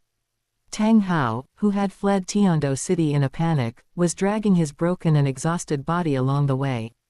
The empty wound of his severed arm was still throbbing with pain, and his mind was still tense. Just then, a vast, cold, and mysterious divine voice, devoid of any human warmth, suddenly resounded in his mind without warning, penetrating directly into his soul and consciousness. Tang Hao shuddered, his steps abruptly halting, a flash of extreme vigilance and astonishment crossing his eyes. He had roamed the continent for many years, experiencing countless dangers, but had never encountered such a strange and silent divine soul transmission. He suddenly shouted in a deep voice, his soul power instantly tensing, ready to be unleashed. Who? The world was completely silent, there was no sound to answer his question. Yet those cold and solemn divine test characters firmly occupied his sea of consciousness, swirling and flashing repeatedly, crystal clear and utterly real. The scalding killing power slowly permeated his soul, and the real sense of power told him that this was neither an illusion nor the work of inner demons, but a genuine gift from the gods. Tang Hao stared blankly, the surprise and doubt in his eyes gradually fading, replaced by extreme shock and ecstasy. God of slaughter, he murmured, his mind now fully awakened to the fact that he had been chosen by a god and had received a once-in-a-millennium divine opportunity. Thinking of the content of the divine test, his breathing suddenly became rapid, and the old wound that had been aching for years at his severed arm seemed insignificant at this moment. Just by killing a few people, my right arm, which has been severed for many years, can be regenerated and restored. The depression and resentment of losing his right arm, his stagnant cultivation, and his life of hardship surged up, and the huge surprise overwhelmed him, making his mind and spirit soar, and his eyes instantly ignited with intense light. Such an incredible stroke of luck. Tang Hao was overjoyed and no longer hesitated. How could I let such an opportunity slip by? Once he made up his mind, he immediately turned around, abandoning all the dishevelment and cowardice of his escape. His soul power surged, and he resolutely turned back towards the heavenly Do city he had just fled from. Enough. Just as Feng Baiyu was indiscriminately slaughtering and sweeping across the killing city with his unparalleled combat power, a cold and majestic roar, carrying endless killing intent, suddenly resounded throughout the entire world. The figure of the King of Slaughter materialized out of thin air, his dark eyes chilling to the bone, his body swirling with a dense aura of slaughter. He locked his gaze on Feng Baiyu, who was engaged in a fierce battle, and his voice was icy cold, filled with rage and rebuke. What exactly do you want to do? How dare you trample on and disregard the rules of the Slaughter City? Upon hearing this, Feng Baiyu immediately withdrew his killing power and stopped his slaughtering actions. He raised his eyes and looked directly at the King of Slaughter, who had appeared out of thin air, a cold and arrogant smile curling at the corner of his lips, his tone full of mockery and disdain. King of Slaughter, you have finally shown yourself. He raised an eyebrow slightly, his gaze sweeping over the carnage of the entire Slaughter City, and sneered indifferently, what? This Slaughter City, a chaotic place where the strong prey on the weak, actually dares to talk about rules. Feng Baiyu remained calm, completely disregarding the King of Slaughter's rage. His tone was flippant yet assertive as he calmly retorted, I remember the rules of the City of Slaughter, only the rules of dueling in the arena, with life and death left to fate, exist. There has never been a rule that one cannot kill without stepping onto the arena. That's right, there really isn't such a hard and fast rule in the Killing City. Upon hearing this, the King of Slaughter let out a sinister, domineering laugh. His murderous aura surged and swelled, his oppressive aura spreading outwards, his eyes filled with a ruthless, absolute power. But in this land, I am the only rule. What a coincidence. A sharp glint flashed in Feng Baiyu's eyes, and the smile on his lips grew even more chilling. He lightly raised his 5 fingers, and extremely cold ice attribute soul power rapidly condensed in his palm. Wisps of cold mist swirled around him, freezing the restless killing intent around him. The young man's tone was arrogant and unrestrained. I have never been a person who follows the rules. My greatest love in life is to break the shackles and challenge the so-called rules. Chapter 188 Feng Baiyu battles the King of Slaughter. A sharp glint flashed in Feng Baiyu's eyes, and the smile on his lips grew even more chilling. Without the slightest hesitation, a thought flashed through his mind, and a dazzling crimson divine light burst forth, instantly activating the open black lens bracket Phoenix domain close black lens bracket. Open black lens bracket Phoenix domain close black lens bracket increases all of your own attributes by 50% while weakening the opponent's attributes by 30%. At this moment, Feng Baiyu is restricted by the battle situation and cannot use the power of his soul ring to activate his martial soul true body. However, with the support of this top-level domain alone, his combat power has already increased dramatically. The open black lens bracket wings of the azure sky close black lens bracket on his back unfolded, soaring into the air and hovering in midair. The wings shimmered with a clear light, continuously absorbing the soul power of heaven and earth to rapidly restore his own consumption. The open black lens bracket exercising soul bone close black lens bracket on his right arm glowed brightly, possessing a purification and exercising effect. It had a unique and miraculous restraining effect on beings like the King of Slaughter who wielded endless yin evil and killing intent. With all his trump cards up his sleeve, Feng Baiyu faced the overwhelming pressure and the King of Slaughter who ruled the City of Slaughter. He stood tall and proud, his fighting spirit soaring, with not a trace of fear in his heart, only an unyielding arrogance and domineering presence. In the blink of an eye, the two figures collided violently. The murky, murderous black energy and the blazing phoenix divine fire clashed and tore each other apart, causing the ground of the entire Slaughter City to crack and tremble continuously, with ear-piercing collision roars echoing endlessly. Feng Baiyu's strength is beyond doubt. With the Phoenix domain layered upon layer of enhancement, and the power of his wings and soul bones complementing each other, he is both offensive and defensive. His combat power far surpasses that of ordinary title Douluo, and even Super Douluo may not be able to gain the upper hand against him. Even with his extraordinary talent and abundant trump cards, he was still only at the Soul King level.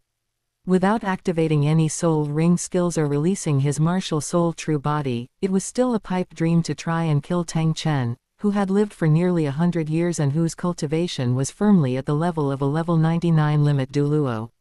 But the current King of Slaughter is no longer the Tang Chen of yesteryear. His physical body has long been forcibly taken over by the nine-headed Bat King. The foreign evil soul and Tang Chen's original soul repel each other, and the physical body and soul can never be perfectly integrated. Every move he makes is sluggish and awkward. Over the long years, the Bat King's sinister and evil aura eroded his bones and internal organs day and night. Coupled with being constantly immersed in the thick, filthy blood and qi of the killing city, Tang Chen's body, which was once enough to make him stand out on the continent, had long been ravaged and riddled with holes. His meridians were decayed, and his soul power foundation was constantly depleted and weakened. Not to mention replicating his full strength as a level 99 limit Douluo, he is now hampered by the backlash of evil energy and the decay of his physical body. He can hardly even unleash the full power of a level 98 title Douluo. Every time he activates his soul power, it causes the two forces in his body to collide, wasting most of his strength. The blazing phoenix divine fire and the turbid killing black aura constantly collided and intertwined. Feng Baiyu, with the phoenix domain, the wings of the sky, and the exercising soul bone layer upon layer of enhancement, fought against it with the body of a soul king. The two exchanged blows for dozens of rounds, their attacks going back and forth, and for a time they were evenly matched, unable to determine the winner. Meanwhile, deep within the City of Slaughter, as Feng Baiyu and the Slaughter King, possessed by the Bat King, were locked in a fierce and irreconcilable battle, Feng Qingluan had already quietly set off, speeding towards the direction of Tiando City. Feng Qingluan moved with light and graceful movements, skimming across mountains and plains, getting closer and closer to the border of Tiando City, the magnificent outline of the entire imperial city already in sight. Just as he was about to step into the territory of Tiando City, a deep and powerful aura of soul power, carrying a strong killing intent, suddenly entered her senses. This aura was powerful and domineering, carrying the vicissitudes and chill of a bloody battle, far exceeding the level of an ordinary soul Douluo. It instantly made Feng Qingluan pause in her steps and tense up. He followed the scent and saw a desolate figure standing under the shade of trees by the roadside. The person was covered in dust, his clothes were tattered and dirty, his hair was disheveled, and he exuded an air of wretchedness and destitution. Most striking was the empty sleeve on his left side. He was clearly a one-armed man. His disheveled and dejected appearance was a stark contrast to the legendary figure whose fame once shook the continent. So much so that when Feng Qingluan first saw him, she couldn't immediately match him with the person she remembered. But the next second, the powerful soul force hidden beneath the tattered exterior, the heavy pressure unique to the clear sky hammer, and the unforgettable familiar aura made him recognize the other party. Feng Qingluan's pupils suddenly contracted, her soul power surged slightly, and she was suddenly awakened. She uttered the name slowly and deliberately, with utter coldness and surprise, Tang. How? Feng Qingluan was filled with unexpected astonishment. She never expected that she would run into Tang Hao here on her way back from sending her junior back from the City of Slaughter. The accident was fleeting, leaving only a chilling cold and overwhelming hatred. The hatred for killing her son is irreconcilable. Tang Hao's appearance before her today is a chance for revenge sent by heaven, and she has no reason to let it go. Boom! Without the slightest hesitation or doubt, Feng Qingluan suddenly unleashed a vast and boundless aura of power. The terrifying soul power of a level 99 limit Douluo was fully unsealed, and the surging soul power swept across the surrounding area, causing the surrounding trees to tremble and a gale to rise. Unleashing his terrifyingly powerful cultivation without reservation, his eyes flashed with chilling killing intent, and with a devastating force, he charged straight at Tang Hao in front of him. Boom! Without any warning, without the slightest mercy. Feng Qingluan's attack was extremely sudden, completely abandoning the formalities of a title Douluo's confrontation. She raised her hand and immediately unleashed a killing move. Her extremely condensed soul power crashed out, carrying the supreme power of a level 99 limit Douluo, and slammed directly towards Tang Hao. At this moment, Tang Hao was already crippled, his cultivation had plummeted, and his remaining strength was only at the soul Douluo level. His foundation was broken, and his combat power was less than 1/10 of what it used to be. Faced with a sudden attack from a limit Douluo who was going all out and holding nothing back, he didn't even have the chance to raise his hand to defend himself. The raging torrent of soul power instantly engulfed him, and the violent impact exploded violently. Tang Hao was severely injured, his body trembled violently, his meridians were ruptured in excruciating pain, and his blood and qi surged wildly. Huff! A mouthful of scalding crimson blood suddenly spurted out, and Tang Hao staggered back several steps, his knee slamming heavily to the ground. His face turned deathly pale in an instant. This single surprise attack severely injured him, nearly draining him of his life force and effectively crippling him. What? Tang Hao's eyes were bloodshot, his gaze bulging outwards. His remaining arm was clenched tightly, his knuckles white, as he stared incredulously at Feng Qingluan, who had suddenly appeared. Extreme pain and terror swept through his body, shaking him to his core.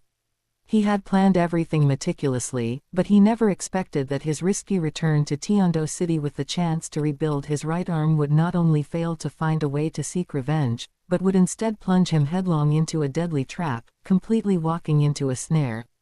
What terrified him even more was that the one who tried to kill him was actually a level 99 limit Douluo. Chapter 189 Tang Hao's Dethronement. His gaze was fixed on the spirit rings floating around Feng Qingluan. The top-tier spirit ring configuration of 8 black and 1 red shone brightly, exuding a terrifying aura that made his heart tremble and filled him with horror. He had roamed the Douluo continent for decades and had seen countless powerful figures in the world. He had never heard of a 4th limit Douluo appearing in the world, nor had he ever seen such a terrifying combination of top-tier spirit rings. An overwhelming sense of frustration and despair instantly overwhelmed Tang Hao's mind. He had been lying low in Tiando City for many days, concealing his whereabouts and proceeding with extreme caution, and had always been safe and sound. But today, when he returned to this place, full of opportunities and expectations, he suddenly encountered such a devastating disaster. It was fate and destiny that brought him to this unexpected predicament, filling his heart with unvented resentment and bitterness. That's enough. Feng Qingluan's eyes blazed with an unyielding, deep-seated hatred. Her tone was icy and devoid of any mercy, giving the heavily injured Tang Hao no chance to catch his breath, offer an explanation, or even resist. Before her words had even finished, a killing move, imbued with the full power of a level 99 limit Douluo, crashed down from the sky once more. The immense soul power sealed off all of Tang Hao's escape routes, blocking all his options. In the critical moment, Tang Hao endured the excruciating pain tearing through his body, his killing intent surging wildly. A blood-red open black lens bracket slaughter domain close black lens bracket suddenly spread out, attempting to use the power of the domain to counteract the opponent's attack. However, the difference in their soul power levels was like an insurmountable chasm. One was a crippled, one-armed soul Douluo whose cultivation was nearly halved, while the other was a limit Douluo with perfect combat power and top-tier soul rings. The boost from the slaughter domain was a drop in the ocean in the face of absolute power, and it couldn't withstand the devastating blow at all. A flash of cold light streaked past, and excruciating pain instantly engulfed his entire body. A piercing roar of agony erupted from Tang Hao's throat. His remaining left arm, along with both legs, was severed by the fierce soul power. Blood gushed out like a fountain, splattering across the ground. With 3 limbs broken and rendered useless, only his mangled torso crashed heavily into the mud. In the void of the divine realm, the Asura god looked down at Tang Hao, whose limbs were crippled and who was on the verge of death. His eyes were filled with bloodlust, and he was already planning to mobilize his own killing essence and secretly transfer divine power to help him break out of his predicament and reverse his death situation. The god of slaughter beside him was even more anxious. The inheritor had fallen to such a state, and he wished he could immediately use his divine power to bail Tang Hao out and give him a cheat code. But just as the two were about to have a thought, they felt a scorching and domineering divine gaze firmly locked onto them. The phoenix god stood quietly to one side, his body surrounded by the inextinguishable phoenix divine flame, his divine sense enveloping the two like a net, not letting up for a moment. Every wisp of divine power that tried to overflow from their bodies could not escape the other's perception. The threat uttered by the phoenix goddess earlier still echoed in her ears. If they dared to interfere in the battle in the lower realm or secretly provide assistance, she would immediately descend and kill Tang San. Weighing the two options, the Asura god and the god of slaughter, despite their immense reluctance, could only suppress their urge to attack, utterly helpless and unable to find any room for covert manipulation. Blood soaked the soil on the ground. Tang Hao's limbs were all broken, leaving only his mangled body lying in a pool of blood, his breath so weak that he could die at any moment. Feng Qingluan lowered her eyes and looked down at the crippled Hoshin Douluo. There was no pity in her eyes. The overwhelming killing intent that had surged just now slowly subsided, and in the end, she did not make a move to end his life. His decision to spare Tang Hao was never out of soft-heartedness or fear of the other party's remaining strength, it was purely out of ulterior motives. Killing him now would be a waste of such a valuable pawn. It's better to spare his life for now, and then use him as he sees fit when Bai Yu needs him later. In his eyes, Tang Hao, who was barely clinging to life at this moment, was nothing more than a tool that still had some use. With all four limbs crippled, Tang Hao lay limp and powerless in a pool of blood, unable even to lift his head to look directly at the other person. He could only move his eyes with difficulty to look at Feng Qingluan, who stood in front of him as if she held the power of life and death. Feng Qingluan stood tall and looked down at the broken body, her eyes devoid of any emotion. Her tone was flat and emotionless, revealing neither joy nor anger, yet every word she uttered carried a chilling humiliation. You must have heard about the kind of life those people from the Hoshin sect lived before, right? Feng Qingluan looked down at Tang Hao and said calmly, "Next, you will be just like them, a breeding pig to propagate bloodlines." As soon as the words fell, the humiliation pierced Tang Hao's soul like thousands of ice needles. His chest heaved with blood and qi, hatred and humiliation intertwined and collided, but his limbs were broken and he could not move. Even his roars of resistance could only produce weak, hoarse whimpers. He could only watch helplessly as he was trampled on. Tang Hao let out a hoarse, broken growl, his eyes bloodshot and filled with humiliation and hatred. That threatened to tear his soul apart. He had heard of the tragic fate of several captured elders of the Hoshin sect in his early years. Those elders had become sect servants at the beck and call of the Feng family, suffering endless humiliation day and night, without a shred of martial arts dignity. Upon hearing the news, he was filled with boundless rage, lamenting his own weakness and inability to even step into the Feng family's gates to seek justice for his elders. But now, fate had other plans.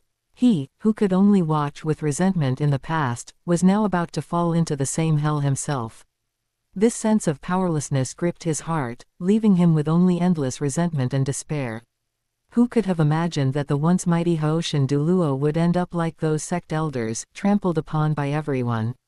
Feng Qingluan remained indifferent, her fingertips transforming her soul power into sharp blades that plunged directly into Tang Hao's mangled limbs.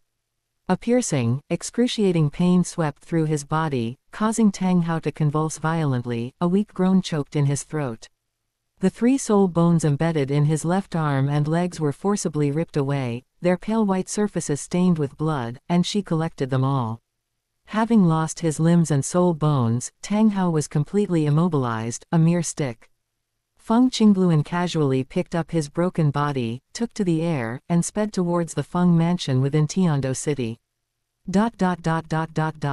Above the void of the divine realm, the phoenix divine fire surged gently. The phoenix god looked down at the tragic scene in the lower realm and saw Tang Hao with his limbs broken and his soul bones extracted, being casually picked up by Feng Qingluan like mud. He couldn't help but let out a clear laugh with a hint of mockery. Ha ha. She turned her head, her phoenix eyes glancing sideways at the Asura god beside her, whose face was ashen. Her tone was full of undisguised mockery, each word piercing the heart. Asura god, the protector you carefully selected and placed so much hope in has ended up like this. He is far too useless. In my opinion, your judgment is really not very good. The Asura god beside him was surrounded by a violent surge of blood-red killing intent, his 5 fingers clenched tightly, his heart filled with a mixture of anger and resentment. However, constrained by various checks and balances, he couldn't utter a single word of rebuttal and could only watch helplessly as his chosen successor suffered endless humiliation. The god of slaughter beside him also hung his head in silence, utterly powerless and unable to offer any rebuttal. Chapter 190 Shira's Scheme. In the realm of gods, facing the phoenix god's mockery, the Asura god's face was shrouded in a gloomy, blood-red hue, but in his heart, he felt no pity or heartache for Tang Hao's miserable situation. In his eyes, Tang Hao was merely a pawn to be used from beginning to end, a temporary candidate chosen to restrain various forces. The loss or defeat of the pawn was of no consequence to him. When he saw Tang Hao trapped in a deadly situation, he was so eager to have the god of slaughter initiate the divine test for him. Now, after calming down and reflecting on it, he secretly regretted it. That action was a foolish move made in a moment of irrationality, blinded by the current situation. Seeing Tang Hao's limbs broken, his soul bone stolen, and his humiliation unbearable, the Asura god felt no pity whatsoever. He could only secretly ponder whether this pawn, now nearly useless, would still be of any use in the future. But witnessing Tang Hao's current predicament, all of Shira God's calculations and considerations regarding the pawns were overwhelmed by his raging fury. Only one stubborn thought remained in his mind: today he must take that brat Feng Baiyu's life. This mere junior has repeatedly thwarted his plans, and now he has tortured his chosen pawn to the point of being neither human nor ghost. This debt cannot be left unpaid. He is truly determined to kill Feng Baiyu. A crimson divine might swept across the entire void of the divine realm. The Asura god roared, causing the surrounding killing energy to surge and tremble. "Rakshasa, get over here." His voice echoed throughout the divine realm. He had already shifted all his thoughts to the Rakshasa god, intending to use the Rakshasa to deal with Feng Baiyu. The phoenix god, who was standing nearby, caught the call with its sharp ears. Its phoenix eyes narrowed slightly, and it instantly saw through the Asura god's scheme. It saw through the Asura god's plan to join forces with Rakshasa, to secretly take revenge on Feng Baiyu. Bibi Dong, the successor of the Rakshasa god, has already reached the level of a limit Douluo at level 99, but she is unable to unleash her full strength due to the divine test.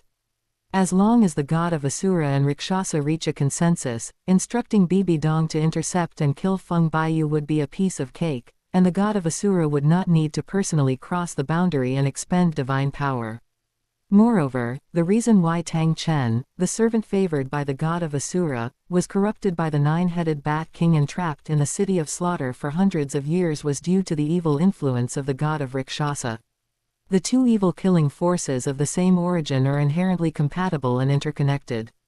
As long as the Asura god is willing to temporarily release the restraint on the killing power on Tang Hao and infuse his body with the evil energy of the Rakshasa origin, he can instantly detonate the hidden killing potential within Tang Hao's body, allowing his damaged body to briefly and dramatically increase its strength. With Bibi Dong, a level 99 limit Douluo, intervening from the outside, and Tang Hao able to temporarily unleash his power to form a pincer attack, Shira god believed that eliminating Feng Baiyu was already a sure thing. The Phoenix god saw through the Asura god's entire plan at a glance, knowing that he intended to join forces with the Rakshasa god, use Bibi Dong, who was at level 99, to make a move, and then use evil energy to forcibly boost Tang Hao's combat power, thus eliminating Feng Baiyu from two directions. Although she secretly despised the Asura god for his ruthless and despicable methods, using multiple backup plans for a single pawn, and scheming against a junior in the lower realm with the power of a god, her actions were far from honorable. She did not utter a single word of rebuke.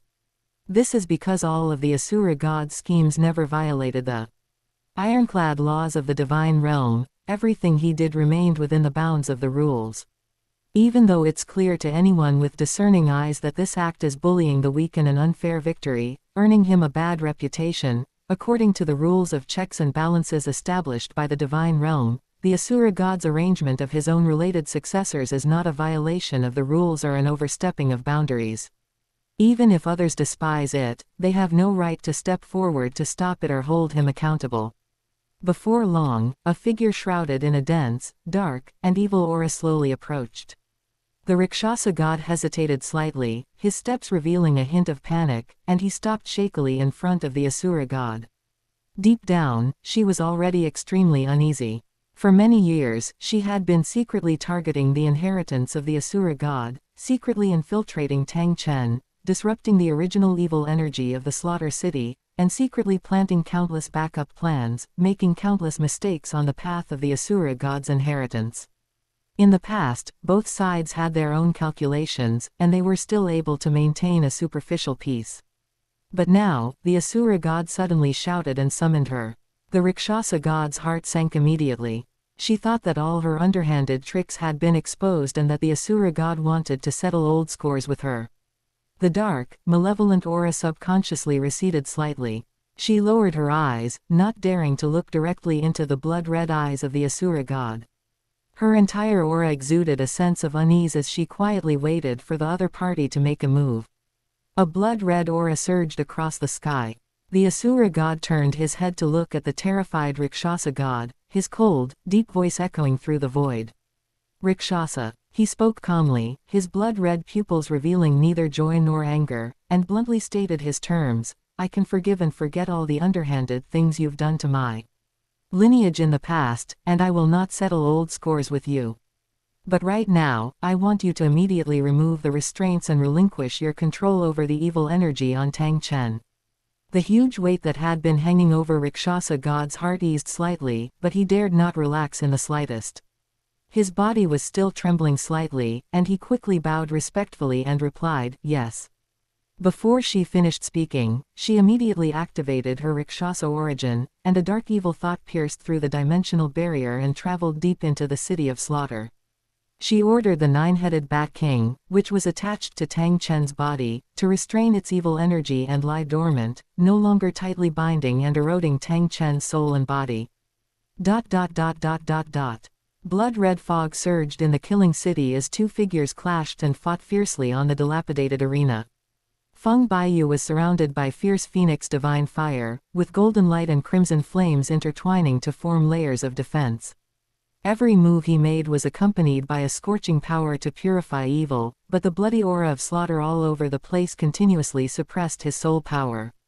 Even if he used all his trump cards, his attacks were always a little lacking in strength. Tang Chen, on the other side, was entangled by the evil energy of the nine-headed bat. His moves were violent and ferocious, and the blood-red killing intent pressed down from all directions. However, his divine soul and evil soul were in conflict, and his mind was confused. When he made his moves, there were frequent stagnation and flaws. He had only 3/10 of the ultimate foundation that should have crushed all living beings. The two fought for hundreds of rounds, alternating between offense and defense, with neither gaining the upper hand. Feng Baiyu's divine fire could only continuously wear down the evil energy on Tang Chen's body, but it was difficult to severely damage the opponent's broken physical body. Tang Chen's surging killing intent could force Feng Baiyu to retreat step by step, but he could never find a fatal flaw to defeat him. One was hampered by his home field advantage, unable to fully unleash his fighting power, the other was trapped by a torn soul, unable to exert his full strength. The two fought fiercely, maintaining a stalemate where neither could completely suppress or defeat the other. Can't you take it down? Chapter 191 Deceiving Tang Chen. The world of the City of Slaughter constantly nourishes the opponent's killing power and continuously restrains his flames. Even though the opponent has many flaws, he can continuously replenish his energy by relying on his home field blood energy. In the tug of war, he himself is constantly losing soul power. Despite having the advantage of restraint, he was trapped by the environment and unable to break through, leaving him feeling helpless. From the very beginning, there was no room for retreat or compromise in today's battle. This fight will not only determine the superiority of cultivation and skills, but also set a boundary between life and death. There is absolutely no possibility of either side backing down or shaking hands in reconciliation. Currently, we are unable to break through their defenses after a prolonged attack, and we cannot find a decisive breakthrough in the short term. There is no other way to achieve this. Feng Baiyu suppressed the sense of powerlessness in his heart, and a burning fighting spirit rekindled in his eyes.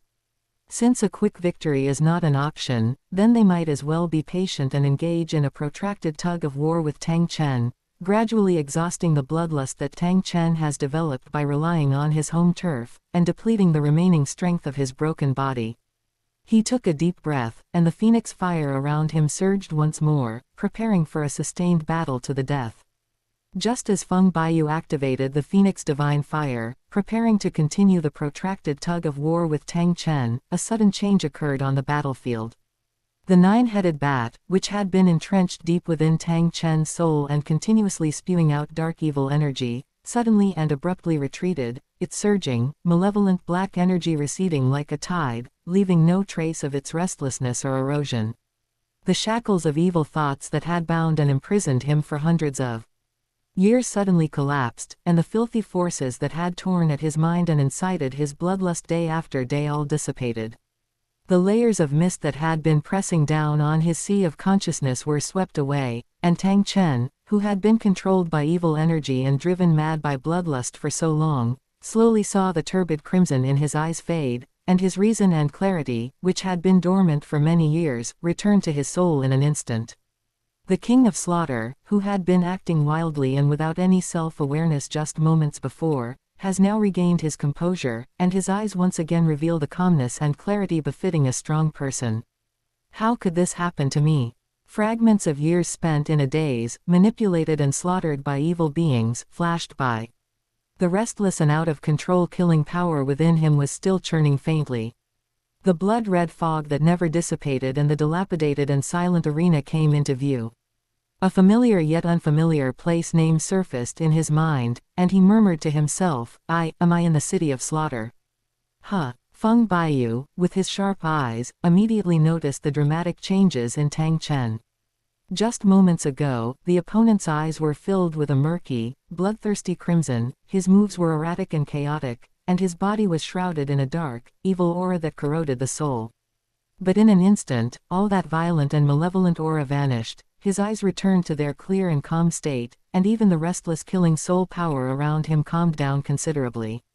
Clearly, the evil creature that had been parasitizing him for so long had suddenly gone into hibernation, and Tang Chen had completely regained his senses. With a quick change of thought, Feng Baiyu instantly saw through the reason behind it and secretly cursed in his heart, the Asura god is shameless again, resorting to underhanded tricks and cheating. Clearly, he couldn't stand being suppressed by Tang Chen, so he secretly ordered the Rakshasa god to remove the evil energy of the nine-headed bat and forcibly awaken Tang Chen. He suppressed his displeasure, immediately restrained the surging phoenix divine fire, and withdrew the fierce killing aura around him. He did not launch another attack. His tone softened, and he cupped his hands to the bewildered old man in front of him and said, "Senior Tang Chen, you have finally come to your senses." Tang Chen looked up at the sound, his gaze fixed on Feng Baiyu. Fragments of memories of the battle just now quickly pieced together in his mind. He instantly recognized the boy in front of him, his tone filled with surprise and doubt. "It's you. The one who fought with me for so long just now." Feng Baiyu nodded slightly, and all the phoenix divine fire around him was drawn into his body. He then took out the vast ocean universe cover from his storage soul tool. The gentle, water-like aura of the sea god slowly spread out, and he calmly explained, "It is indeed I, the junior. I have come to the city of slaughter on the behalf of the high priest of the sea god, Senior Poseidon." She. Upon hearing this name buried deep in his heart, Tang Chen was startled, and a deep doubt flashed across his eyes. He had just regained his senses, and his jumbled memories were still not sorted out. He simply couldn't fully trust a stranger who had suddenly appeared in the killing city and was fighting him to the death. Just then, the vast ocean universe cover floated in midair, and the long, pure, and all too familiar power of the sea god slowly enveloped him. He had felt that aura from Poseidon on Poseidon Island years ago, it was etched into his memory, utterly genuine. His suspicions vanished instantly, and all his doubts crumbled. Tang Chen stared intently at the jade shield, his tone unconsciously softening as he muttered to himself with certainty, "There's no mistake, this is the unique aura of the sea god, there's absolutely no doubt about it." He looked at Feng Baiyu again, his guard down, and slowly said, "So, it really was Shishi who sent you to find me?" "Yes, Senior Tang Chen." Feng Baiyu's expression was sincere, and his tone naturally followed the flow of his words, weaving a lie without making a sound. "I am the next high priest chosen by the sea god. I have come to the city of slaughter to find you for 2 reasons. First, to complete my divine test, and second, to be entrusted by Lady Poseidon to take you to Sea God Island to meet her. I originally planned to use the vast ocean universe cover to dispel the evil spirits in your body and awaken your mind with the pure power of the sea god. However, I did not expect that you would wake up on your own before I could take out the treasure, which saved me some trouble. A deity, Tang Chen murmured to himself, without a trace of doubt. The bloodlust of the slaughter city corrupts the soul. Ordinary soul masters would be mentally corrupted within half a day of entering this place. The young man before him, so young, not only stood firm but also fought Tang Chen, who had been nourished by evil energy for hundreds of years, for 100 rounds without being at a disadvantage. Without a divine inheritance, such a feat would be impossible. Thinking this way, Feng Baiyu's explanation made perfect sense. He looked up at Feng Baiyu. The longing that had been building up in his eyes for 100 years could no longer be contained, and he said decisively, "Then take me to see Shishi." But Feng Baiyu pretended to hesitate, looking around at the thick blood-red fog with a troubled expression. "Can I leave the city of slaughter smoothly now? The rules here are strange. I'm afraid I will be blocked by the blood energy. With me here, if I say it's possible, then it's possible." Tang Chen spoke with certainty, then turned and walked straight into the heart of the city of slaughter. Seeing this, Feng Baiyu dared not delay and quickly followed. At this moment, the 9-headed bat's evil aura was dormant, and without the Asura god's secret intervention, Tang Chen, having regained his senses, was the undisputed ruler of this blood-red prison, controlling all the rules and pathways here. The two traveled to the most central altar in the city of slaughter. Tang Chen stopped and stood there, his lips moving as he softly recited an ancient and obscure incantation. Chapter 192. Leaving the city of slaughter. The ground beneath their feet trembled and surged violently, and a sea of crimson, scalding blood gushed forth from the earth, overflowing the entire altar floor. As the crimson liquid flowed, countless mysterious and enigmatic patterns slowly emerged. The sea of blood washed over them, imprinting deep, dark red marks, and an ancient and ferocious aura rose layer by layer. Before long, deafening roars came from underground. The ground in the center of the altar slowly split open to both sides, and the dark, deep, and windswept gates of the Hell Road slowly opened, with a stream of air connecting to the outside world blowing out from the passage. Tang Chen turned his head and calmly ordered, "Follow me." After speaking, he took the lead and stepped into the dark passage, his figure disappearing into the shadows in an instant. Feng Baiyu did not hesitate any longer and followed closely behind, stepping into the passage leading to the outside world. The two walked through the dim and cold passage, thick, dark red blood droplets constantly seeping from the rock walls on both sides, and a thick, lingering aura of killing intent still lingered on the ground beneath their feet.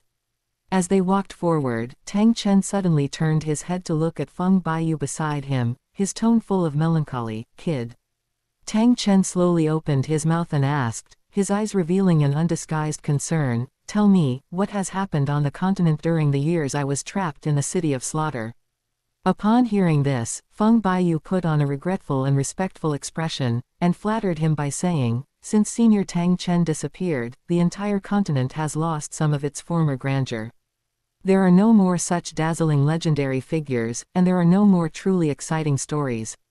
While speaking humbly and politely, he kept walking steadily, recounting to Tang Chen one by one the rumors and stories that had circulated on the Douluo continent over the past few decades, the rise and fall of various sects, the rising stars of the Soul Master world, and several major events that had shaken the continent.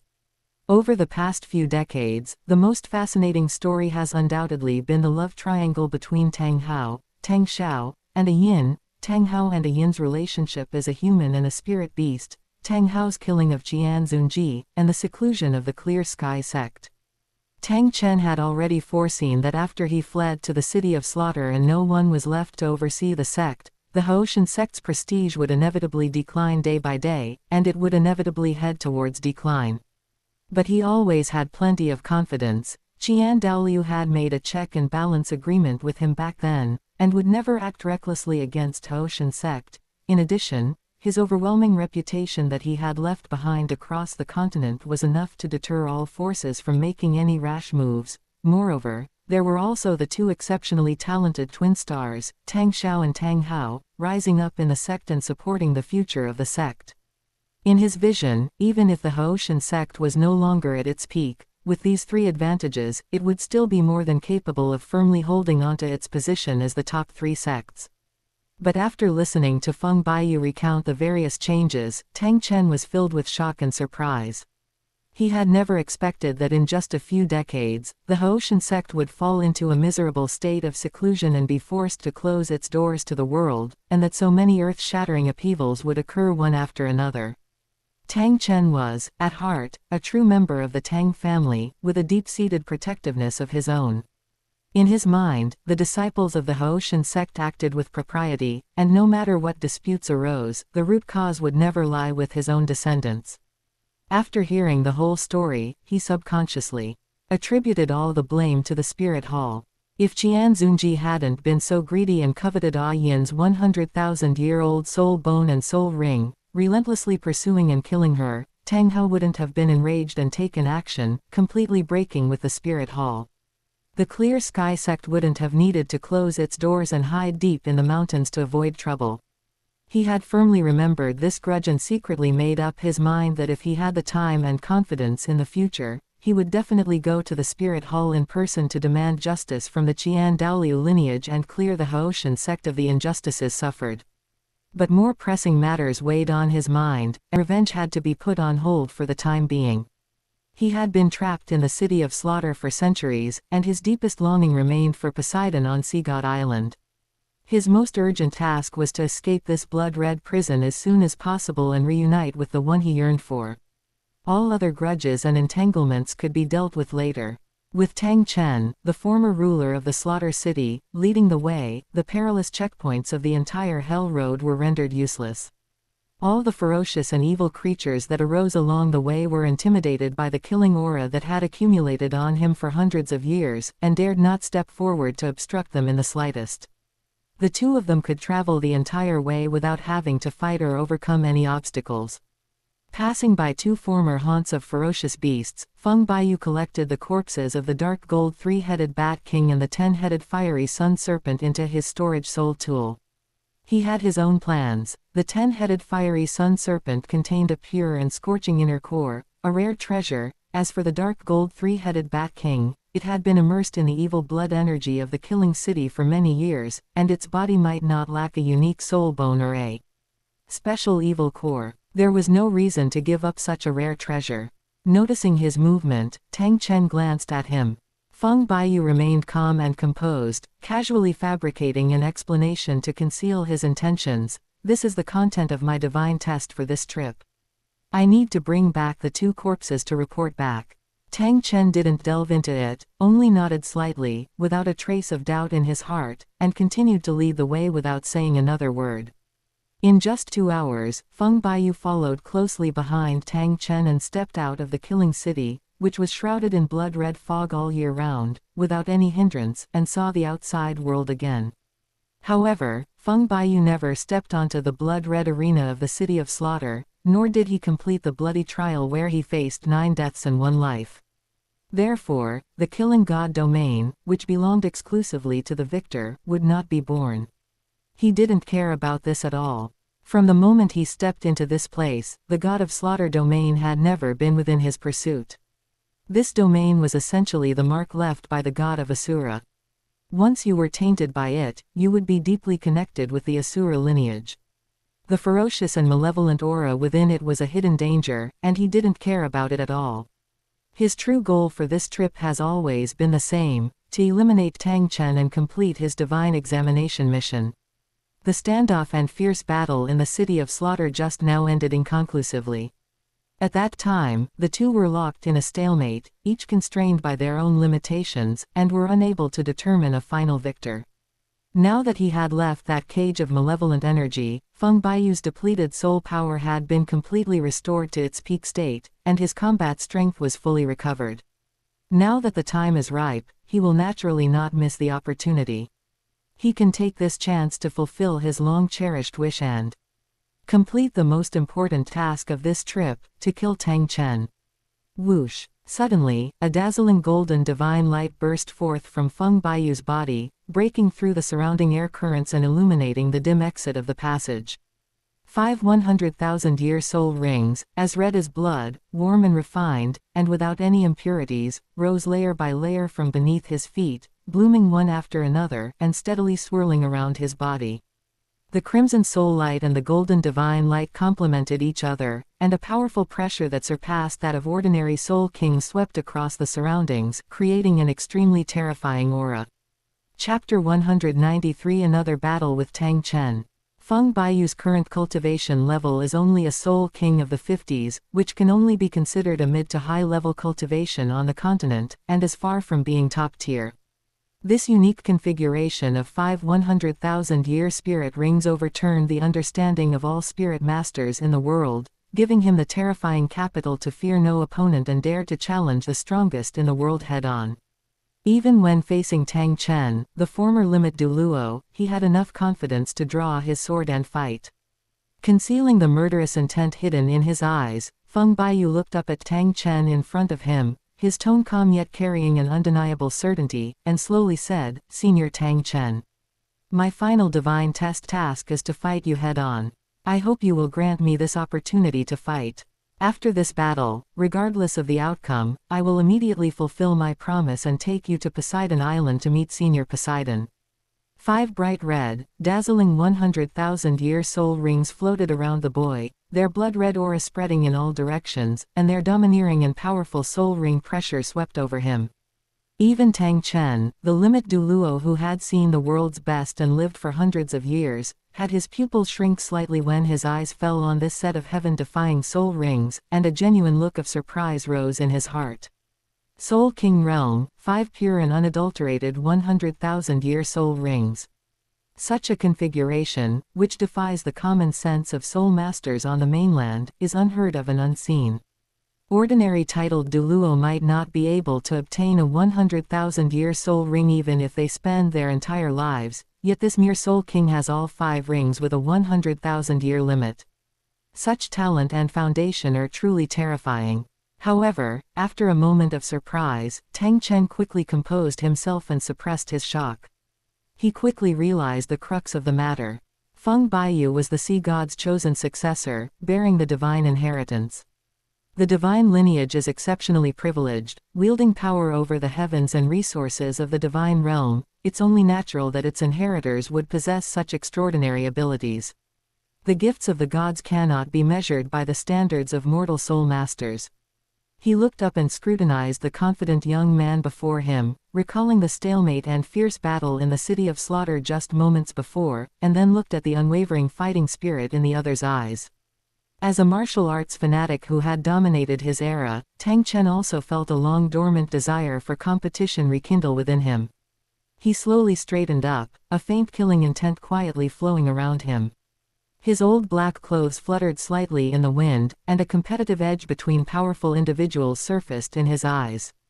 He nodded decisively. "Good," he agreed in a deep voice, his tone carrying the arrogance and composure of a seasoned powerhouse. "I also want to see just how formidable the rising star of the continent, who bears the inheritance of a god, truly is. Since it's your divine trial mission, then I'll grant your request." At this moment, Tang Chen had already considered Feng Baiyu as one of his own. Firstly, the other party possessed the inheritance of the sea god and had come to find him at Poseidon's request, so his background was impeccable. Secondly, the young man was calm and composed, and his combat strength was considerable, making him a strong contender among the new generation of powerhouses, which earned him the favor of this veteran Douluo. Since Feng Baiyu had taken this duel as a divine test and solemnly challenged him in public, he had to respect the junior's feelings for both reason and duty. He even silently made up his mind, he didn't need to go all out in the upcoming fight. He would simply go all out and fight Feng Baiyu to his heart's content, while holding back a little and letting Feng Baiyu achieve a higher divine exam rating. After all, it was just an assessment and sparring match, there was no need to suppress this promising junior. Once the thought was made up, Tang Chen's aura suddenly darkened. "Bring it on." A clear, deep shout echoed across the wilderness, and the ancient and domineering martial spirit pressure suddenly exploded. A massive, jet-black, heavily patterned clear sky hammer appeared out of thin air and landed steadily in Tang Chen's palm. The hammer's body flowed with the vast and profound clear sky innate soul power, and the ancient and domineering sect's baleful aura surged and spread, displaying the supreme power of the number one weapon martial spirit in the Douluo continent. At the same time, 9 spirit rings rose from beneath his feet, swirling around him, 8 deep black 10,000-year spirit rings at the bottom, and a dazzling blood-red 100,000-year spirit ring at the top, a standard configuration of 8 black and 1 red top-tier limit Douluo spirit rings, magnificent and awe-inspiring. No one knows the depth of his own abilities better than Tang Chen. In his early years, he fought in the City of Slaughter, attempted to become the god of Asura, and initiated the 9 trials of Asura. However, due to some reason, he failed to complete all the trials of the gods and missed the opportunity to become a god. However, he survived the first 8 levels of the Asura God trial and received a massive amount of divine gifts and soul power rewards early on, making his foundation far superior to that of an ordinary level 99 limit Douluo. This incomplete, god-level foundational strength alone is enough to crush the vast majority of powerful figures on the continent. The pressure from the spirit rings and the clear sky hammer swept across the entire arena. Tang Chen gripped the giant hammer, a long-lost martial arts fanatic's fighting spirit resurfacing in his eyes. He stomped heavily on the ground and shouted in a deep voice, "Kid, stand firm. Take this hammer." Before he finished speaking, the ground beneath Tang Chen's feet suddenly cracked. He gripped the ancient and heavy clear sky hammer, and the 9 spirit rings around him, 8 black and 1 red, trembled and roared violently. Enveloped in a vast and domineering ancient force, he burst forth like a black thunderbolt, swinging the Haoshan hammer from top to bottom with a majestic power capable of crushing mountains and rivers, directly smashing down on Feng Baiyu's head. The wind and rain surged, crushing mountains and rivers, and the surrounding air was compressed by this enormous force, producing a piercing crackling sound. A golden light flashed beneath Feng Baiyu's feet, and his figure soared into the air, avoiding the moment the hammer blade locked onto him head-on. A chilling aura of ice rose from his body, and white mist filled the surrounding area.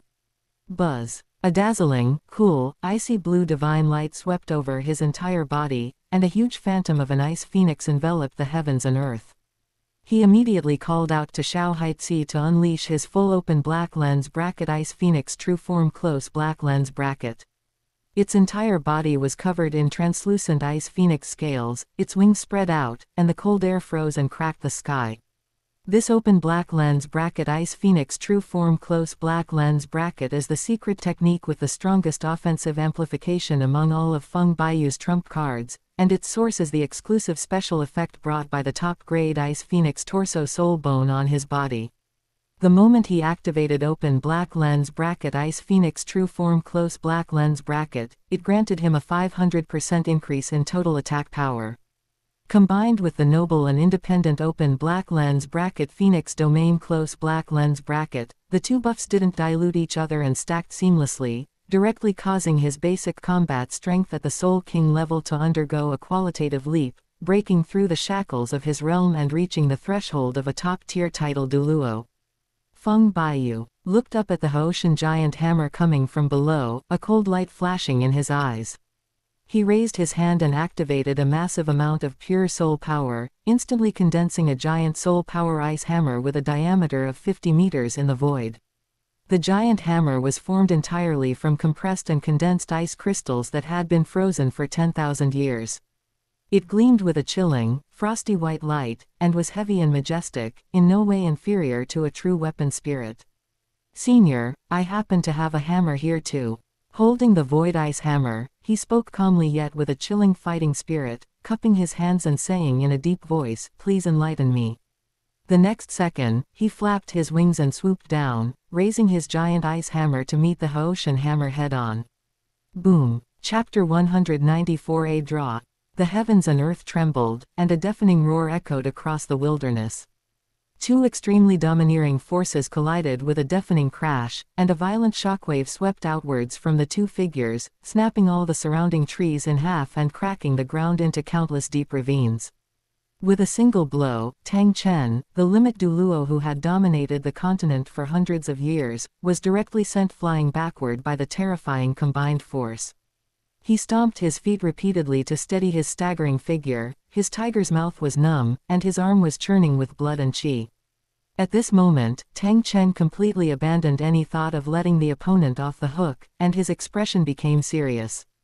He secretly became vigilant and dared not be complacent in the slightest. The young man's overall combat strength far exceeded his expectations, and ordinary soul skills and basic martial soul summons were simply no match for him. Without the slightest hesitation, he activated his 7th black 10,000-year soul ring. Buzz. Open black lens bracket Hoshin true form close black lens bracket activated, and an incomparably huge Hoshin hammer appeared in Tang Chen's hand. The 7th soul skill brought a terrifying boost to all attributes, and the power of the clear sky hammer itself increased several times over, with its heavy and domineering sect soul power suppressing the entire field. Tang Chen gripped the Hoshin natal giant hammer, magnified several times over, his entire being brimming with fighting spirit. The next instant, the two giant shadows clashed violently in the sky. Feng Baiyu had no sophisticated fighting techniques and never understood the exquisite hammer techniques of the Hoshin sect. His fighting style was simple and brutal, relying purely on brute force to overcome skill. He employed the powerful brick throwing technique, unleashing all his amplified brute strength as he gripped his soul power ice hammer and furiously smashed it at Tang Chen. Every move was direct and his offensive was violent and savage. In contrast, Tang Chen, having fully activated his Hoshin true body, unleashed all of the Hoshin sect's secret techniques, the 9 absolute techniques of Hoshin. The 9 sets of supreme hammer techniques rotate and connect seamlessly, integrating offense and defense, combining strength and flexibility. Thousands of hammer shadows crisscross, neutralizing Feng Baiyu's ferocious offensive while continuously counter-attacking. Dwang, dwang, dwang. The air resounded with the deafening roar of metal clashing against metal as the two giant hammers repeatedly collided, sending shockwaves tearing through the clouds. For a time, the two combatants in midair were evenly matched, neither gaining the upper hand. However, upon closer inspection, the advantages and disadvantages of the battle were already subtly revealed. The giant hammer in Feng Baiyu's hand was nothing more than an ice crystal creation made of pure soul power, with a weak foundation. Moreover, his basic cultivation level was only at the Soul King level. Even with the Ice Phoenix true body and Phoenix domain stacking a 500% attack buff, his maximum attack power was only on par with that of an ordinary Super Douluo. With each head-on collision, the giant ice crystal hammer in his hand would shatter in large areas, and fine, sharp ice shards would fall to the ground like hail. The scattered ice fragments clearly showed the course of the battle. Feng Baiyu had already fallen into a disadvantageous position. But Feng Baiyu didn't care at all. Whenever the ice hammer shatters and cracks, he only needs to freely mobilize the excess soul power around him to instantly repair the shattered ice crystal hammer to its original state, and then swing the hammer again to launch a fierce attack. His physical body and soul would not suffer any backlash damage. Throughout the tug of war, the only price he had to pay was the continuous depletion of his abundant soul power. The two fought fiercely for a full half-hour, remaining evenly matched. Countless resounding crashes echoed across the wilderness, the ground covered with shattered ice and hammer marks of varying depths, the surrounding mountains trembled, and the air currents were repeatedly torn apart. The frenzied offense and defense never stopped.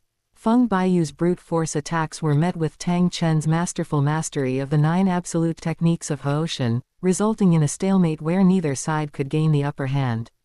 After countless rounds of fighting, the two imposing protective phantoms in the sky suddenly flickered and dimmed in unison. Buzz. The cold, 100-foot-tall illusory image of the ice phoenix dissipated first, and the ice scales around Feng Baiyu slowly disappeared into his flesh. The 500% amplification of the open black lens bracket ice phoenix true form close black lens bracket effect expired, and the layers of attack bonuses instantly faded away. Almost simultaneously, the enormous hammer phantom in Tang Chen's hand collapsed, and the time limit of his 7th soul skill open black lens bracket Hoshin true body close black lens bracket expired at the same time. The several-fold attribute amplification that enveloped his entire body suddenly dissipated, and the powerful martial soul secret technique state was also dispelled. After the martial soul true form ends, soul masters usually suffer from a brief period of soul power backlash and physical weakness. However, Tang Chen, as a level 99 limit Douluo who has lived for hundreds of years, possesses an unparalleled physical body tempered for hundreds of years, and is backed by a god-level physique left by the Asura god trial in his early years. His physical foundation and the sheer volume of his soul power are unmatched in the world. His brows furrowed slightly, and his soul power trembled slightly. Relying solely on his profound foundation, he forcefully suppressed the weakness and emptiness brought about by the decline of his martial soul true body. His face showed no signs of fatigue, and his aura remained calm and heavy. As the dust settled, Tang Chen gripped the heavy clear sky hammer, quietly observing the young man opposite him. His initial contempt and deliberate attempt to hold back were gone, replaced by pure amazement and admiration. Tang Chen spoke in a deep voice, his tone sincere. "Young brother, with your mere soul king cultivation, you were able to fight me for half an hour with my full Hoshin true body activated. Your strength truly makes me look at you with new eyes." After a moment's thought, unwilling to continue the pointless fight, he took the initiative to back down and said, "We've been locked in a stalemate for so long. How about we call this a draw?" A draw. Upon hearing this, Feng Baiyu's lips curled into a faint, meaningful smile. The lingering chill around him slowly dissipated, and a barely perceptible obsession flashed in his eyes as he gently shook his head. "Senior Tang, I'm afraid that won't work." His tone was calm, but his attitude was firm, and he bluntly pointed out the crux of the matter. "You know that I am fighting this battle to complete the divine test. A draw that ends in a draw is not enough to meet the test standards, and I cannot complete my divine test. Can't it be finished?" Upon hearing this, Tang Chen's brows furrowed suddenly, and his grip on the Hoshin hammer tightened involuntarily. The heavy force of the hammer caused the ground to sink slightly, and his tone became somewhat troubled. "Does this fight mean that I have to admit defeat to you in public?" He had already genuinely acknowledged Feng Baiyu's strength, but acknowledging it was one thing, admitting defeat was another entirely. He was the most renowned ancestor of the Hoshin sect since its founding, a limit Douluo who dominated the Douluo continent for hundreds of years. Back then, he stood as one of the three great figures alongside Poseidon and Qian Douluo, and his fame shook the entire Soul Master world. If I were to admit defeat to a young Soul King today, not only would I lose face, which I have built up over a lifetime, but the prestige that the entire Hoshin sect has cultivated over thousands of years would also be disgraced. As a descendant of the Tang family and the pillar of the Hoshin sect, he absolutely cannot easily bow his head and admit defeat. That's not necessary." Feng Baiyu waved his hand lightly, and before he finished speaking, he suddenly shouted in a low voice, "Open black lens bracket Ming Feng possession close black lens bracket." As soon as he finished speaking, an extremely dazzling golden red divine light exploded from his body, and the phoenix power, which was far more intense and powerful than the ice phoenix true form just now, swept across the surrounding area. Chapter 195 Chasing Tang Chen. Flaming phoenix patterns covered his entire body, a pair of gilded divine wings spread out behind him, and layers of sacred firelight enveloped the heavens and earth. He had once again activated a true form far surpassing his previous one. Boom! The scorching heatwave surged into clouds, and the temperature of the entire airspace suddenly soared. Tang Chen's pupils contracted sharply, and a strong sense of unease rose in his heart. He instantly realized that something was wrong. The martial soul true body had clearly reached its time limit, and ordinary soul masters would never be able to activate the same secret technique again in a short period of time. However, the boy in front of him not only did not suffer any backlash, but also unleashed a more powerful possession technique. There must be a secret hidden in this. Daring not to hold back in the slightest, Tang Chen's dormant killing intent deep within his sea of consciousness suddenly revived, and the dark and crimson open black lens bracket Asura domain close black lens bracket spread out with a roar, with countless sharp and murderous auras swirling around his body. His arm muscles bulged, and he swung the heavy Hoshin hammer with immense force capable of tearing everything apart, smashing it fiercely towards Feng Baiyu, intending to suppress his opponent first. But just as he was about to unleash his hammer, a brilliant beam of light, condensed to its extreme and containing destructive power, pierced through the air and struck Tang Chen's chest with pinpoint accuracy. The deafening roar shook the mountains, and the violent energy shockwave instantly sent him flying, his clothes torn and faint traces of blood seeping from his skin. Tang Chen staggered to the ground, gripping the clear sky hammer tightly.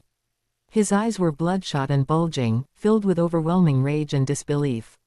He shouted, "Who exactly are you?" Faced with Tang Chen's furious and stern questioning, Feng Baiyu remained silent throughout. He offered no explanation, no superfluous words. His body was engulfed in blazing, golden phoenix fire, his eyes cold and indifferent, filled only with the resolute killing intent to complete the divine trial. With a flap of his wings, countless golden phoenix feathers transformed into thousands of sharp blades, raining down upon Tang Chen like a relentless storm. Divine fire exploded in the sky, and blades flashed everywhere.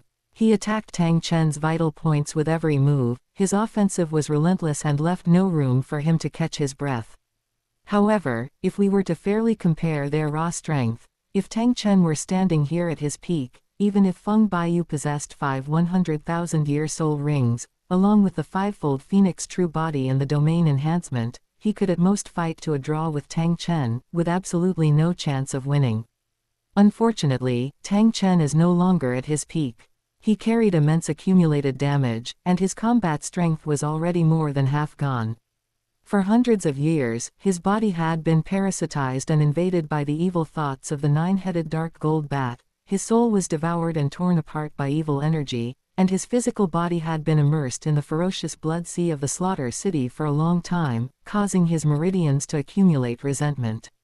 Earlier, on the blood-red arena in the Slaughter City, his mind was controlled by evil beings, and he had already fought a long and arduous battle with Feng Baiyu, needlessly consuming a large amount of his original soul power and physical strength. After escaping and regaining consciousness, he had absolutely no time to recuperate, rest, or replenish his energy during the time he was away from the hellish path. Immediately afterwards, he engaged in a fierce battle with Feng Baiyu in midair, using his full Hoshin true body to fight for a full half-hour, repeatedly resorting to brute force.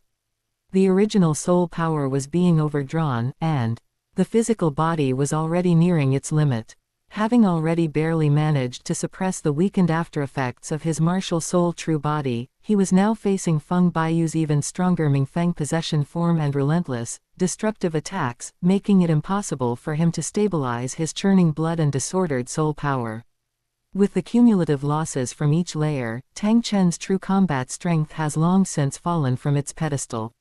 This once invincible level 99 limit Douluo is now suffering from scattered original soul power, damaged divine soul foundation, and severely depleted physical strength. His overall strength can only reach the level of a level 98 title Douluo at best. Even more fatal is the precipitous drop in its subsequent battery life. After several intense battles, his soul power reserves were nearly depleted, his meridians ached and throbbed, and his physical endurance could no longer keep up with the high-intensity combat. His ability to fight a prolonged battle was only equivalent to that of a high-level titled Douluo of around level 96. It must be said that the foundation of Limit Douluo is truly extraordinary. His physical body and soul power, honed through centuries of arduous cultivation and the trials of the Asura god, were too profound. Even with successive weakenings and a significant reduction in his realm and combat strength, he still exuded an overwhelming aura that suppressed all directions with every move. Ordinary title Douluos were still no match for him. However, this remaining strength is insignificant in the eyes of Feng Baiyu, who has now activated his open black lens bracket martial soul true body close black lens bracket. Feng Baiyu was enveloped in raging golden red divine flames, his bright phoenix wings churning the sky, and his attributes surged to their peak.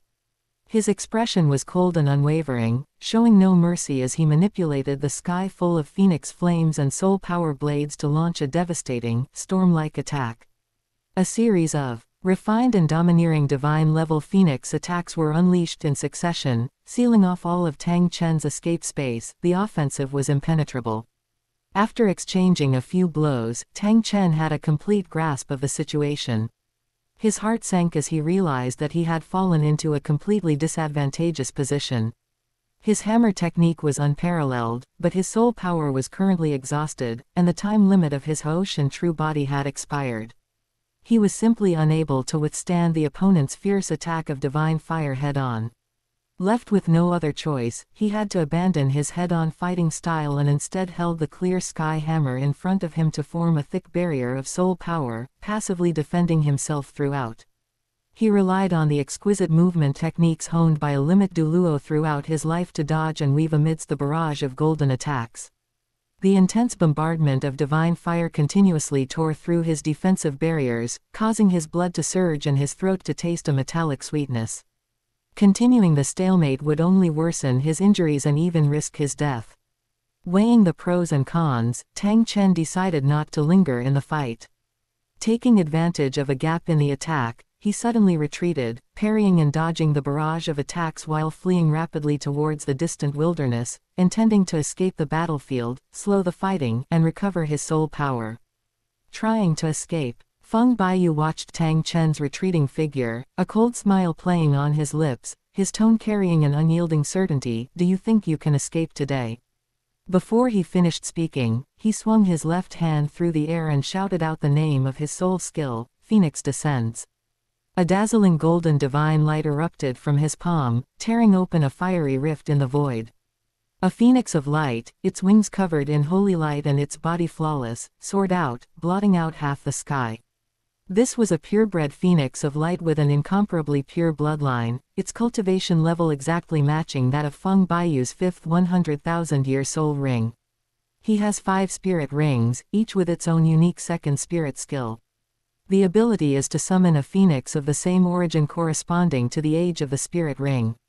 The one in front of him is a top-tier divine beast summoned by relying on a 100,000-year spirit ring. The purebred light phoenix is born with the ability to control the ultimate divine fire of light, and its bloodline has a divine suppression effect. Its overall combat power is already comparable to a level 97 high-level titled Douluo.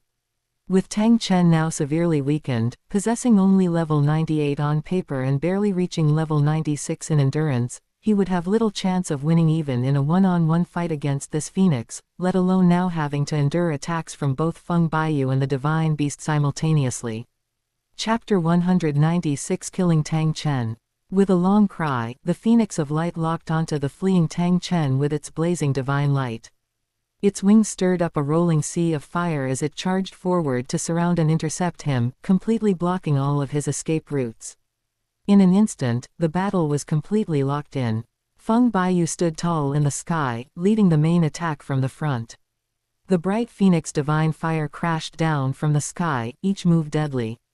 The purebred 100,000-year-old bright phoenix circled around the flanks, using its divine fire to block all escape routes, perfectly coordinating with the attack to assist in the encirclement and kill. The man and the divine bird formed a net that trapped Tang Chen, whose condition had plummeted, within the battle zone. At this point, the outcome is already decided. Unless another level 99 limit Douluo appears and forcibly intervenes to rescue him and break the double encirclement, Tang Chen will have no chance of escape today and will undoubtedly die. Feng Baiyu coldly surveyed the entire world, knowing perfectly well in his heart that such a rescue was impossible from the very beginning. Looking across the entire Douluo continent, there are countless powerful figures, but only 4 people in the entire world can stand at the level of a limit Douluo of level 99. One is Tang Chen, whom he is currently besieging, the other is his own grandfather, Feng Qingluan. The remaining 2 are Qian Douluo, the Grand Elder of the Spirit Hall, who has been entangled with Tang Chen for half his life, both as an enemy and a friend. He has been in seclusion in the mountains for many years and never gets involved in outside conflicts. The last one is Poseidon, the high priest of the sea god who resides on Poseidon Island and oversees the region. These 4 are the current ceiling of combat power in the Douluo continent. There will never be a 5th limit Douluo. Qian Douluo is proud and aloof, and has guarded the gates of the Spirit Hall for many years. He has always been a cold observer of the world's conflicts. In addition, he and Tang Chen have always been mutually restraining and have grudges against each other, so there is absolutely no way he would risk going out of the mountain to rescue Tang Chen. As for Poseidon, it is also the Poseidon Island, thousands of miles away, separated by an endless ocean. Even if the sea god noticed the unusual developments in the battle and sent her a warning, she, being so far away across the ocean, would have no way of crossing the sea to reach the battlefield in such a short time. A hint of mockery flashed in Feng Baiyu's eyes. If Poseidon could instantly cross the ocean to save Tang Chen in such a desperate situation, then the rules between gods and top-level experts would be completely meaningless. Everyone would no longer need to conceal their plans and would simply tear off their masks and stop pretending. In this encirclement and suppression operation, Tang Chen had no external support in terms of connections, geographical location, or top-level strategy. The game is over, and there are no more variables. Feng Baiyu stood high in the sky, the golden divine fire possessed by the Mingfeng scorching the heavens and boiling the seas, and the continuous, destructive phoenix-type divine powers poured down layer by layer, suppressing all of Tang Chen's escape space. The purebred 100,000-year-old radiant phoenix, whose combat power rivaled that of a level 97 title Douluo, circled around their wings, its divine flames weaving an unbreakable net that blocked all escape routes. The human and the beast worked together seamlessly, their main and secondary attacks complementing each other, launching a relentless siege. Tang Chen struggled to hold on, wielding the Haoshan hammer. He had already suffered heavy losses from multiple rounds of fierce battles, his combat power had dropped to level 98, and his endurance was only comparable to a level 96 titled Douluo. Under the double attack, he was defeated one after another. Haoshan 9 absolutes layer by layer deflected the force, and the Asura domain was fully deployed to desperately block the bombardment of divine fire. The protective soul power barrier on his body shattered time and time again, but he barely managed to reassemble it with the profound foundation of the limit Douluo. A thunderous clang echoed across the wilderness, and phoenix fire raged across the plains. Tang Chen was forced to fall from the sky to the ground, his black clothes covered in scorch marks, his body constantly bursting with burns of varying depths, his tiger's mouth splitting open and oozing blood, and a metallic taste frequently rising in his throat. The peerless ancestor, who had never been defeated in a century, could only passively defend himself in a sorry state, and even his ability to fight back was becoming increasingly weak. This brutal siege lasted for a full half-hour.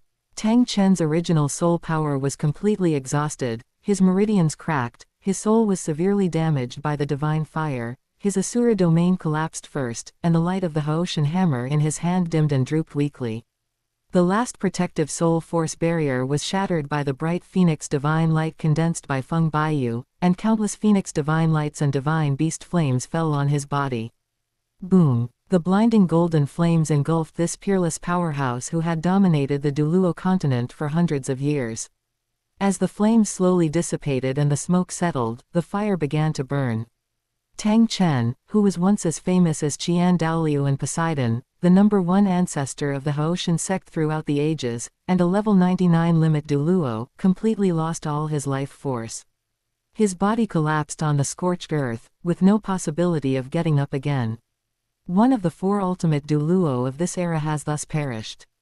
The moment Tang Chen's vital signs completely disappeared, the entire world suddenly fell silent.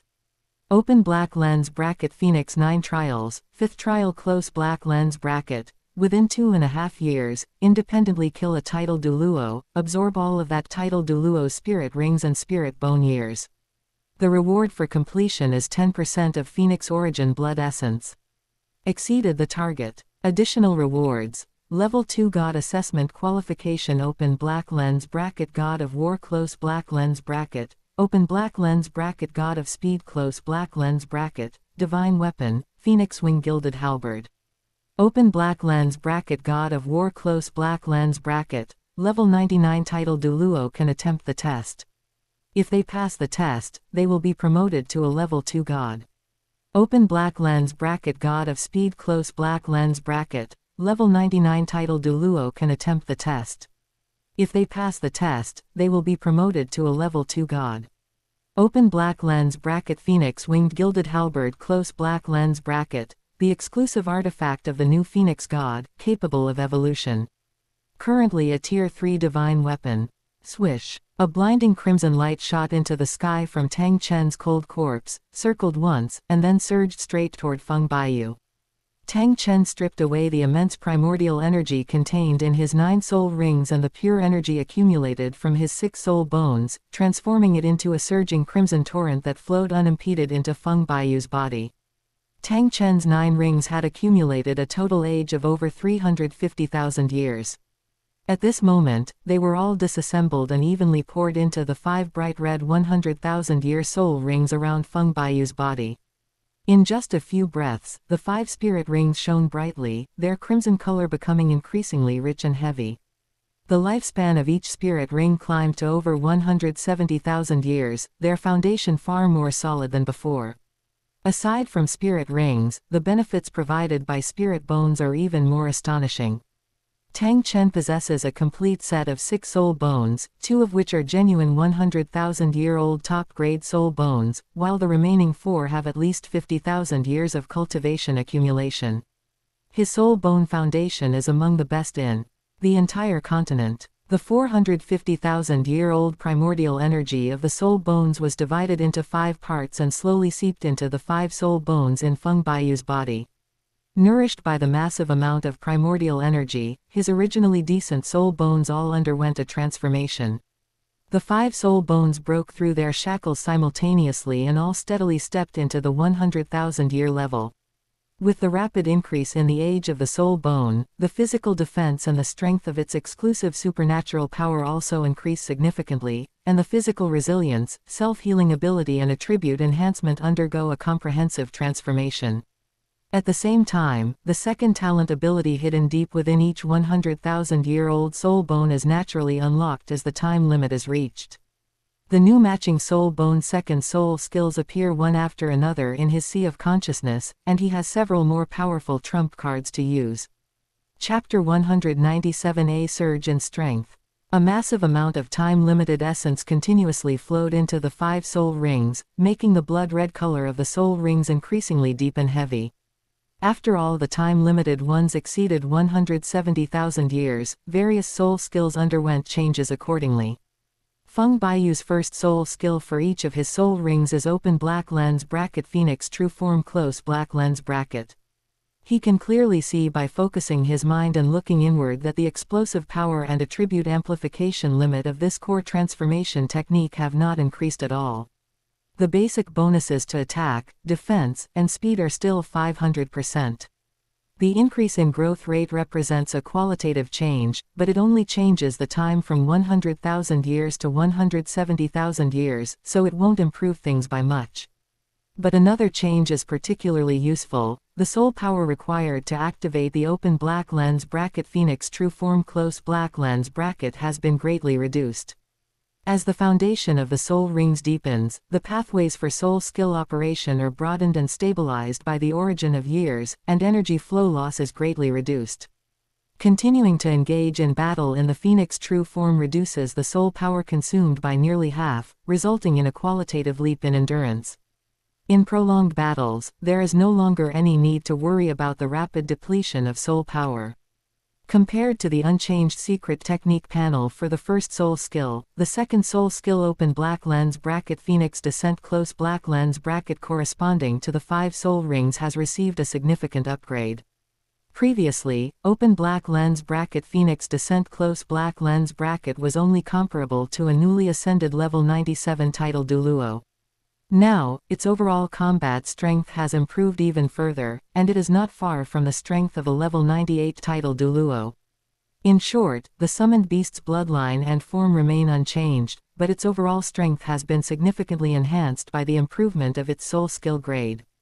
Compared to the limited variations of soul rings and soul skills, the transformation that the soul bones within the body undergo is earth-shattering, representing a completely different level. In the past, these soul bones possessed remarkable innate abilities and amplifications in attack and defense, but their shortcomings were quite obvious. Their original lifespan was weak, and their innate upper limit was severely restricted. Insufficient lifespan means that the physical body's strength, supernatural power, and self-healing endurance all have insurmountable ceilings. When facing top-tier titled Douluo, the support provided by the soul bone will always seem insufficient in the long run. Now, after merging with Tang Chen's massive amount of soul bone essence, all 5 soul bones broke through their shackles and firmly entered the 100,000-year grade. Whether it's the powerful eyes and phoenix wings granted by the external soul bones, or the physical enhancement brought by the limb soul bones, all the basic strengths have directly jumped several levels, and the physical defense, explosive power, and self-healing ability have been transformed simultaneously. Not only has its basic strength been completely transformed, but all 3 limb soul bones have also unlocked a second level of exclusive talent soul skills. Among them, the eye and wings, 2 external soul bones, were born with dual innate supernatural abilities. This time, their age increased to 100,000 years.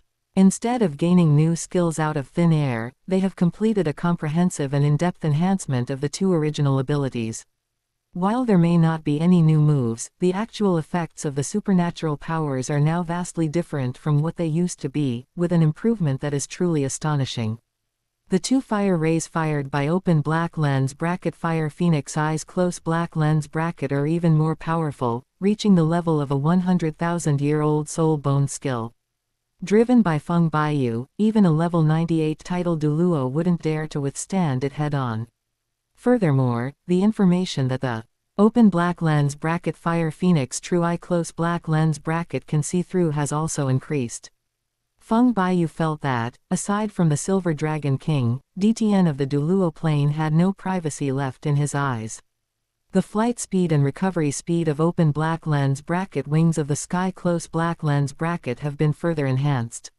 Feng Baiyu is unsure whether the invincible one in the sky is Qian Douluo or his grandfather Feng Qingluan, but Feng Baiyu is confident that he is no less than them. It was a fair and square battle, no less than a victory against Tang Chen's cunning schemes. The attack power of open black lens bracket phoenix feather close black lens bracket has also been further enhanced, comparable to the power and effect of other title Douluo's 100,000-year soul rings. As for the 3 main body soul bones, the torso, left and right hands, and legs, they unlocked their second soul skills for the first time, gaining several trump card abilities they had never mastered before, further boosting their overall combat power. The left leg open black lens bracket pheasant soul bone close black lens bracket has unlocked a brand new exclusive second soul skill open black lens bracket phoenix blood boiling close black lens bracket. This is a rare amplification type talent ability. What's most precious is that the skill's bonus belongs to an independent multiplier zone and will not be diluted or stacked with other amplifications such as Phoenix True Body and Phoenix Domain.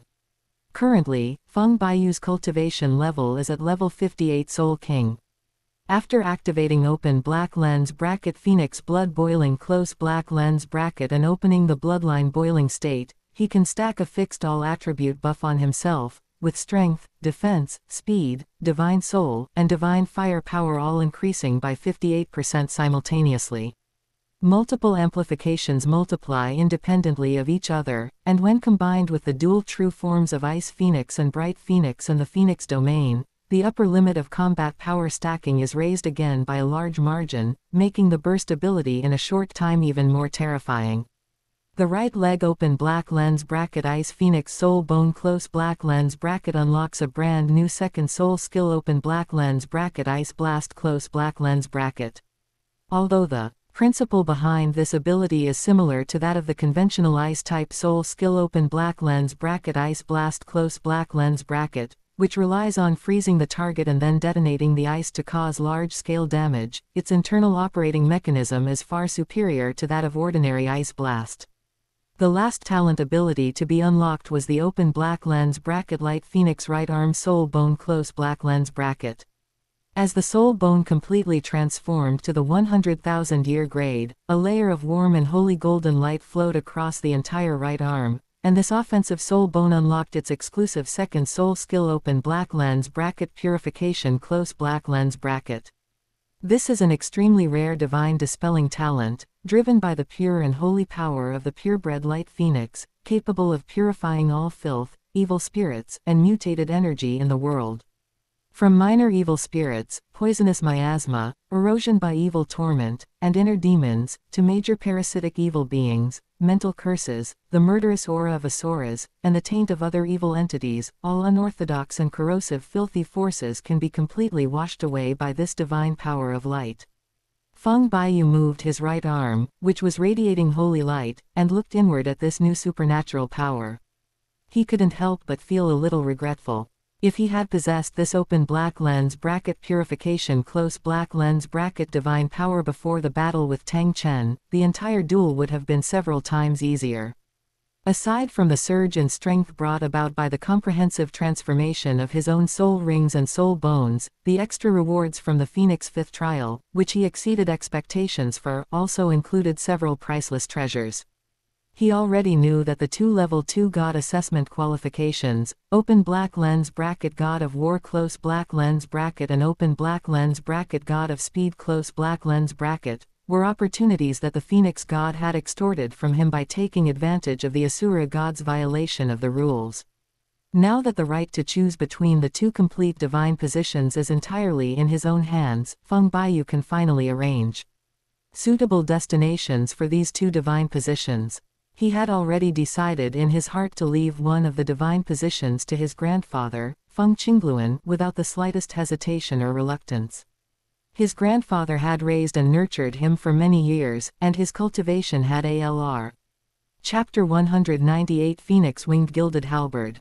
He knew in his heart that with his grandmother's current cultivation level, the path to becoming a god would inevitably be fraught with obstacles, and the process would be exceptionally difficult. But having this qualification in his hands meant that his grandmother could at least give it a try, thus giving her a chance to fight for the position of a god of immortality.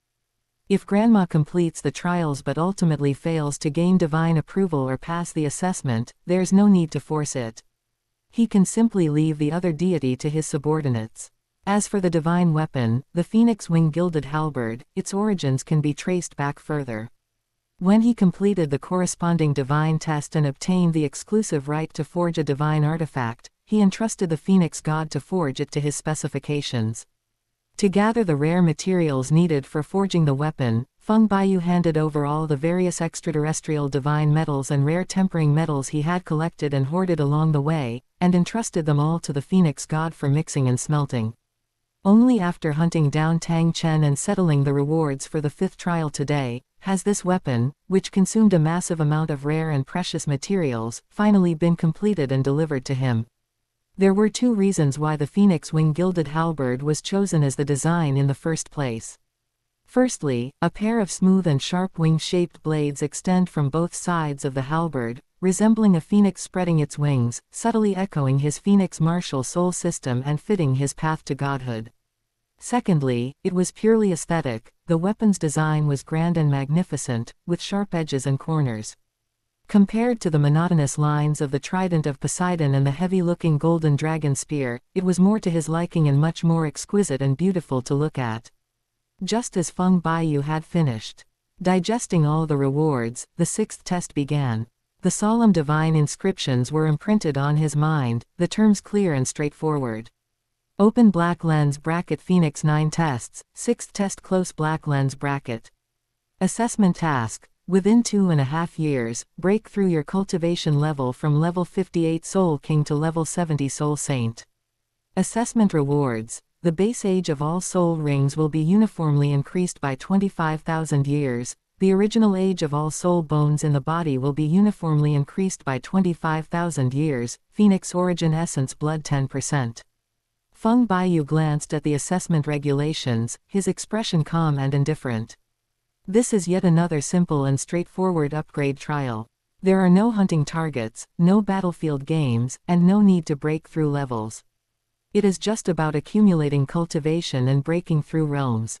It seems ordinary and unremarkable. However, if others saw these assessment criteria, they would be shocked. Breaking through the bottleneck from a level 58 high-level Soul King to a level 70 Soul Saint within a short period of 2.5 years is an incredibly difficult feat in the entire Douluo continent. For a normal genius Soul Master, it usually takes decades of hard work to climb from Soul King to Soul Saint, and he also has to overcome many bottlenecks in his cultivation. But this difficulty was nothing to Feng Baiyu. Along the way, he had undergone several trials of the Phoenix God and had long been accustomed to the rhythm of this time-limited leveling up test. He possesses a top-tier Phoenix God-level martial soul, a massive amount of Tang Chen's original energy, multiple independent all-attribute amplification buffs, and various rare and precious materials to pave the way. His soul power is pure and abundant, and his bottleneck barrier is many times weaker than that of ordinary soul masters. Reaching the Soul Saint realm within the deadline would be a piece of cake for him, with virtually no risk of failure. Feng Baiyu glanced at the ground, then casually sealed Tang Chen's remains completely and stored them in his storage soul tool. Tang Chen is the spiritual icon of the Haoshan sect. Who knows, Feng Baiyu might be able to use his body to achieve some amazing results. After collecting all the spoils of war and familiarizing himself with the new soul skills and divine weapon aura, Feng Baiyu flapped his wings and took to the air. With his gilded phoenix wings slicing through the sky, he turned around and calmly set off towards the bustling and vast Tiando city. After returning home, Feng Baiyu quickly found his grandfather, who was interrogating Tang Hao. Before Feng Baiyu stood Tang Hao, covered in filthy blood and grime, his limbs severed, like a dying dog, utterly powerless to resist. Feng Baiyu raised an eyebrow slightly, his tone playful and teasing, and said softly, "Tang Hao, tisk tisk tilde I never thought that the Haoshan Douluo who roamed the continent would be captured alive one day."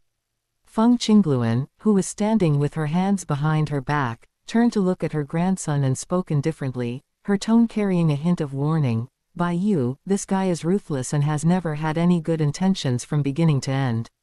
I interrogated him, and he said he unexpectedly inherited the legacy of the god of slaughter. His purpose in infiltrating Tiando City was to assassinate all members of our Feng family."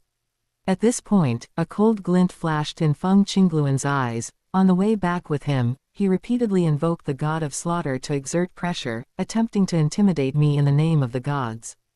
He was extremely arrogant. Upon hearing this, Tang Hao, who was chained to the ground, struggled to lift his blood-stained head.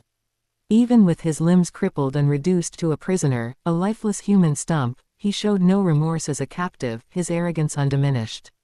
He twitched his cracked lips and burst into wild laughter, his tone maniacal and arrogant. "That's right. I have inherited the legitimate lineage of the god of slaughter. You two had better release me now. You're just waiting to die, my god will never let you go. Once the god descends, all of you will be buried with him." Faced with his blatant threat, Feng Baiyu remained unmoved, his eyes showing only indifferent nonchalance. The god of slaughter. He's just a mere second-level deity, not worth mentioning. He chuckled lightly, his tone nonchalant. "I just personally slew a successor of the Asura god, and the next thing you know, you've captured the successor of the god of slaughter. It seems there are quite a few gods in the divine realm who have descended to the mortal realm to orchestrate and spread their legacies. I wonder how many of the Asura god king's subordinates dare to inherit his legacy for me to kill." As soon as he finished speaking, Feng Baiyu casually waved his hand, placing Tang Chen's body heavily on the ground, raising a fine cloud of dust. He raised his hand and channeled his soul power. The gentle phoenix force lifted the crippled Tang Hao, making him stand upright on the ground. He precisely adjusted the angle of Tang Hao's vision so that he could clearly see the corpse on the ground. Feng Baiyu's lips curled into a slightly cruel smile as he slowly spoke, "Tang Hao, take a closer look. Don't you recognize this aura?" Tang Hao, with an arrogant expression, forced a haughty snort and said, "Just some nameless corpse. What kind of Tom, Dick, or Harry is he worthy of my acquaintance, Tang Hao?" Despite his stubbornness, his gaze involuntarily fell on the broken and aged body, and his brows furrowed unconsciously. The familiar aura of the Haoshan bloodline and the profound soul power unique to a limit Douluo, even with the body ravaged by war and covered in scorch marks, still gave him an extremely familiar sense of oppression. The old face was blurry, and for a moment he could not recognize the person. That's true. The corpse was blasted to pieces by me, its bones broken and its face unrecognizable. It's normal that you can't recognize it. Feng Baiyu smiled faintly, flicked his finger, and a palm-sized, perfectly replicated Hoshin hammer token ornament landed at Tang Hao's feet. This is Tang Chen's sect's natal token, which he always carries with him. It is unique. Chapter 199 Shattered Dao Heart. Take a look at this one, it should look familiar now. Tang Hao's pupils suddenly contracted sharply, and his breath caught in his throat. The ancient, dark hammer, with its unique spiral pattern of the Clear Sky sect, exudes the powerful bloodline imprint of the Tang family. This is no ordinary figurine, it is the personal talisman of Tang Chen, the patriarch of the Clear Sky sect. Tang Hao's eyes were bloodshot, and he was panting heavily. His boundless rage broke free of its restraints. How? Hoshin hammer. Where did you steal this ancestral artifact from? Steal? Feng Baiyu chuckled softly, a cold mockery in his eyes. He gestured with his chin to the corpse at his feet and slowly said, "What, you still haven't recognized who this dead body on the ground is?" Tang Hao felt as if all the strength he had left had been drained away in that instant. His broken body trembled uncontrollably, his pupils quivered wildly, and his voice trembled so badly it was almost incoherent. What? You said, this is the ancestor. Impossible, absolutely impossible. Impossible, absolutely impossible. Tang Hao's eyes were bloodshot, his teeth clenched, and his chest was filled with unbelievable rage and panic. He shouted in a hoarse voice, "My ancestor Tang Chen is a level 99 limit Douluo. He has been undefeated for hundreds of years across the continent and can be called invincible. How could you possibly have the ability to kill him? Invincible under heaven." Feng Baiyu said in a flat tone, uttering 4 words lightly, full of disdain. Only someone as narrow-minded and shallow as you would have such a ridiculous idea. He took a slow step forward, the gilded phoenix fire flickering slightly at his fingertips, his gaze falling on Tang Chen's cold body. To tell you the truth, your Hoshin sect's supreme ancestor is completely gone. Now the once mighty Hoshin sect has fallen apart, and those left to eke out a living are probably just a handful of people, no longer able to uphold the prestige of the former number 1 sect. Tang Hao, who can you still count on now? Feng Baiyu slowly walked up to him, each word carrying a deliberate, heart-wrenching mockery. Is it your elder brother Tang Xiao, who has a cultivation level of 96? Or your son Tang San, who possesses twin martial souls and on whom you place all your hopes? As he finished speaking, he shook his head slightly, his tone full of undisguised disdain. In my opinion, relying on them is too hopeless. You might as well place your hopes on Tang Yuehua, let her find a family with a deep foundation to marry into, and try to give birth to a Clear Sky Hammer martial soul. By continuing the bloodline, the Clear Sky Hammer martial soul can be passed down from generation to generation. After hundreds, thousands, or even tens of thousands of years, perhaps the Clear Sky sect will still have a sliver of a chance. In Feng Baiyu's mind, Tang Yuehua was never a worthy opponent to be taken seriously. She was merely a woman who stayed in Tiando City relying on the remaining prestige of the Hoshin sect, spending her days mingling with powerful figures and engaging in hypocritical dealings. She had no top-tier combat power and no ambition to stir up the world, so she couldn't possibly cause any trouble. With his current strength, if he were to truly harbor any intention to target Tang Yuehua, he could humiliate her in front of Tang Hao and even commit a brotherly crime. However, such women's squabbles were meaningless to him, and he couldn't be bothered to waste his energy on targeting the other party. At this moment, Hoshin Douluo's mind completely collapsed. His limbs were crippled, turning him into a bloody, mangled human stump. His sect's faith, which he had always been proud of, was completely shattered. He was further traumatized by the news of his ancestor Tang Chen's death and the words he had been told. His eyes were bloodshot, and a maniacal, twisted smile hung on his lips. He had become delirious, repeatedly muttering the words, Hoshin sect, and Tang Chen, completely losing his former arrogant and domineering demeanor. Having confirmed that Tang Hao's mental defenses had completely collapsed, Feng Baiyu turned to look at his grandfather, Feng Qingluan, beside him, his tone indifferent and casual, as if he were just arranging a trivial matter. "Grandpa, let's arrange it for Tang Hao too. Just treat him the same way you treated those captured titled Douluos of the Clear Sky sect before, sell him publicly. Now that Tang Hao is a cripple, his reputation is even greater, and there will probably be even more people willing to buy his seed. How much money we make is secondary, what's important is to make the Clear Sky sect humiliated for the rest of their lives. Feng Qingluan was deeply shocked by Tang Chen's corpse and remained in shock for a long time. From the moment he saw Tang Chen's body on the ground, this level 99 limit Douluo's mind was completely thrown into turmoil. The unbelievable outcome kept replaying in his mind. Tang Chen, who had stood at the pinnacle of the continent for 100 years, died at the hands of his own grandson. His instinct was to deny it outright, to say it was impossible. After all, Tang Chen was the inheritor of the Asura god, a veteran limit Douluo, standing at the very top of the Douluo continent's combat power. How could he die at the hands of a soul king of just over level 50? But the corpse was right in front of him. Tang Chen's unique ocean bloodline and the foundation of a limit Douluo couldn't be faked. The evidence was irrefutable, leaving him no choice but to believe it. Feng Qingluan concealed the shock in her eyes and looked at her grandson, who was extremely shrewd and decisive, with a complex expression. Her voice trembled slightly. He suddenly remembered that he had personally instructed Feng Baiyu to go to the city of slaughter for training. His pupils contracted slightly, and he murmured, "Baiyu, you went to the city of slaughter specifically to hunt down Tang Chen. Did you know from the beginning that Tang Chen was inside the city of slaughter?"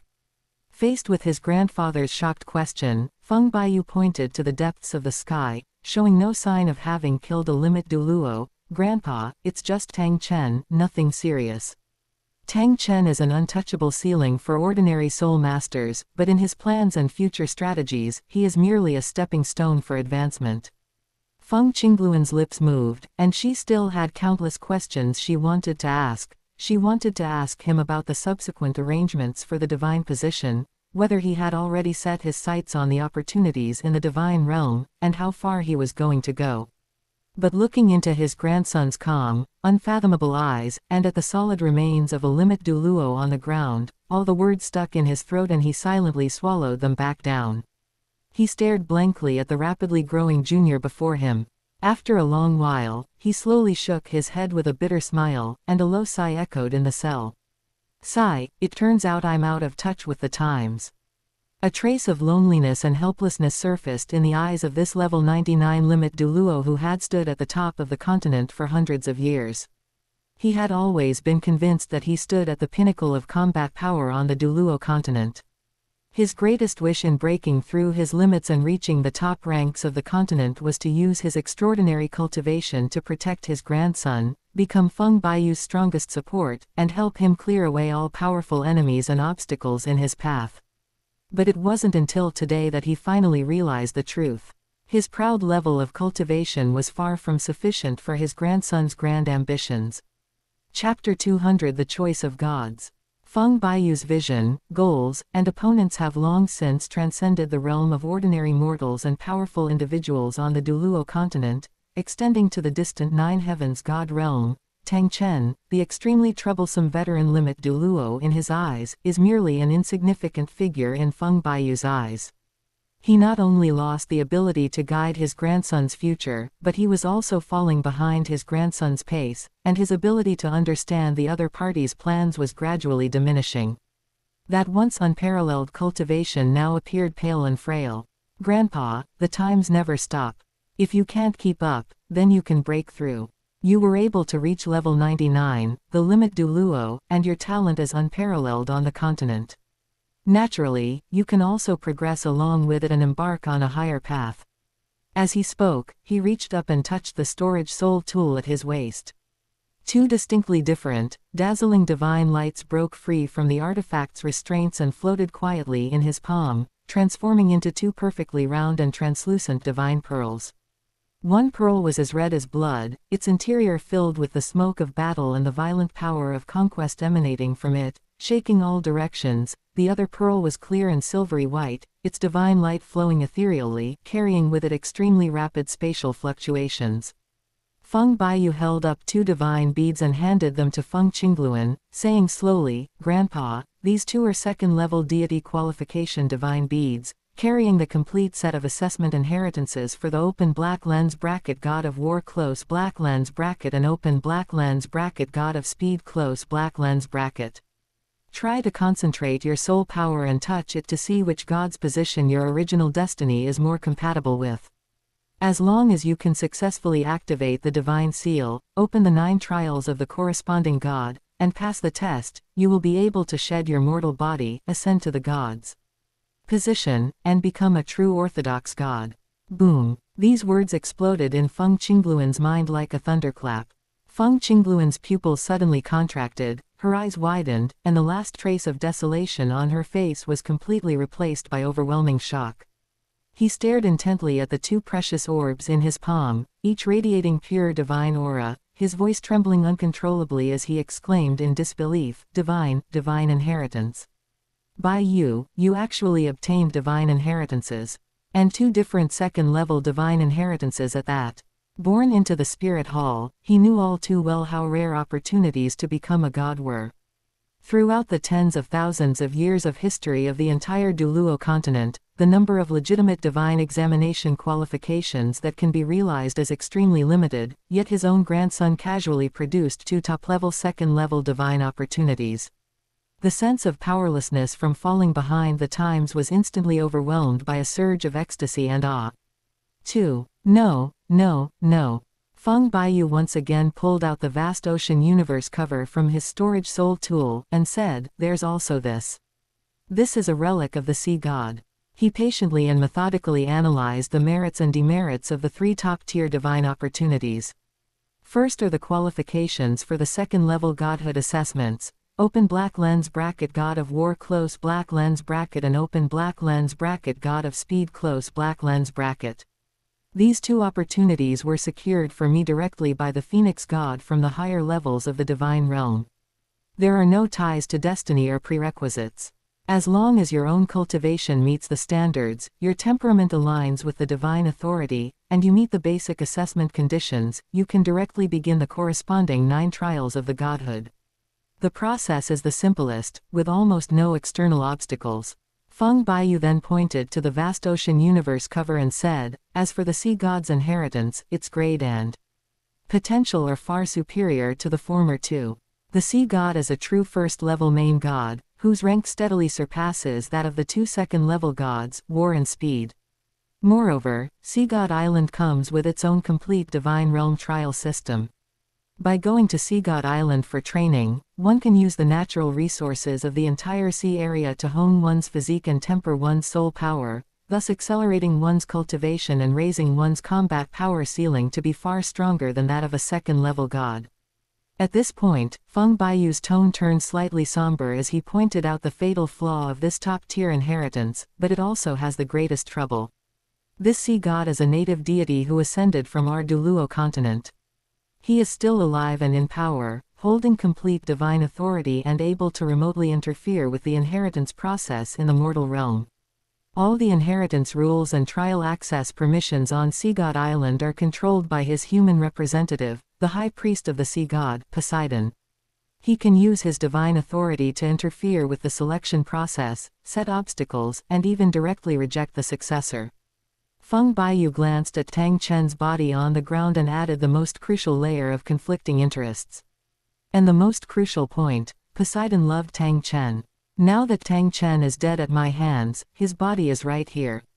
To successfully inherit the sea god's position, I can't get past Poseidon. Whether I can obtain this first-level god's inheritance ultimately depends on whether she's willing to agree. In simple terms, the threshold for a second-level godhood is low, there are no outsiders to hinder it, and it is easy to inherit. The first-level sea god has a high rank and unlimited potential, but is subject to the incumbent god and must pass the test of Poseidon. In terms of divine rank, combat power ceiling after becoming a god, and divine authority, there is no doubt that in terms of status, primordial power, and the right to grant immortality, it is far superior to the 2 second-level gods of war and speed. High returns inevitably come with high risks. The succession to the throne of Poseidon faces too many obstacles. remote interference from the reigning Poseidon and Poseidon's final approval authority make this a virtually insurmountable hurdle. The chances of successfully seizing the throne of Poseidon are extremely slim. In addition to these, there is the most crucial innate condition, the compatibility of the martial soul's origin. Feng Qingluan's martial soul is the azure phoenix, an ancient and exotic bird martial soul. It is born with the ability to move at the speed of the heavens, traversing the sky. Its core strengths are swift movement, high-altitude mobility, and the origin of wind-based speed. From the beginning of its cultivation, it has been biased towards the speed system. His most fitting divine position was that of the legendary wind god. And since the wind god was unavailable, the most suitable candidate was the god of speed. After much deliberation, the answer was already crystal clear. By you, shall I now concentrate my soul power and attempt to inherit the legacy of the god of speed? All right. Feng Baiyu nodded slightly and said, you can now circulate your soul power to try to touch the divine seal and activate the divine test of the god of speed. However, for now, keep a low profile and quietly pass the first few rounds of basic divine tests. Once your foundation in the divine tests is solid and your divine imprint has taken initial shape, then go to the Hall of Worship of the Spirit Hall and inform Grand Elder Qian Douluo of this matter. Feng Qingluan silently memorized this plan. The Feng family now dominates Tiando City, wielding immense power and commanding numerous powerful figures. They no longer need to rely on the Spirit Hall for resources, protection, and combat strength, and can completely operate independently, ignoring the Spirit Hall's rules and schedules. But Feng Baiyu never intended to abandon the Spirit Hall as a backup plan. In his eyes, the vast Spirit Hall itself was not wrong. There were only two people who truly wreaked havoc on the Spirit Hall: the former Hall Master Qian Xunji, who had long since died, and Erbi Dong, who acted with obsessive cruelty. Apart from these two, he has always maintained harmonious and amicable relationships with the high-ranking members of the Spirit Hall, the elders, and the other retainers.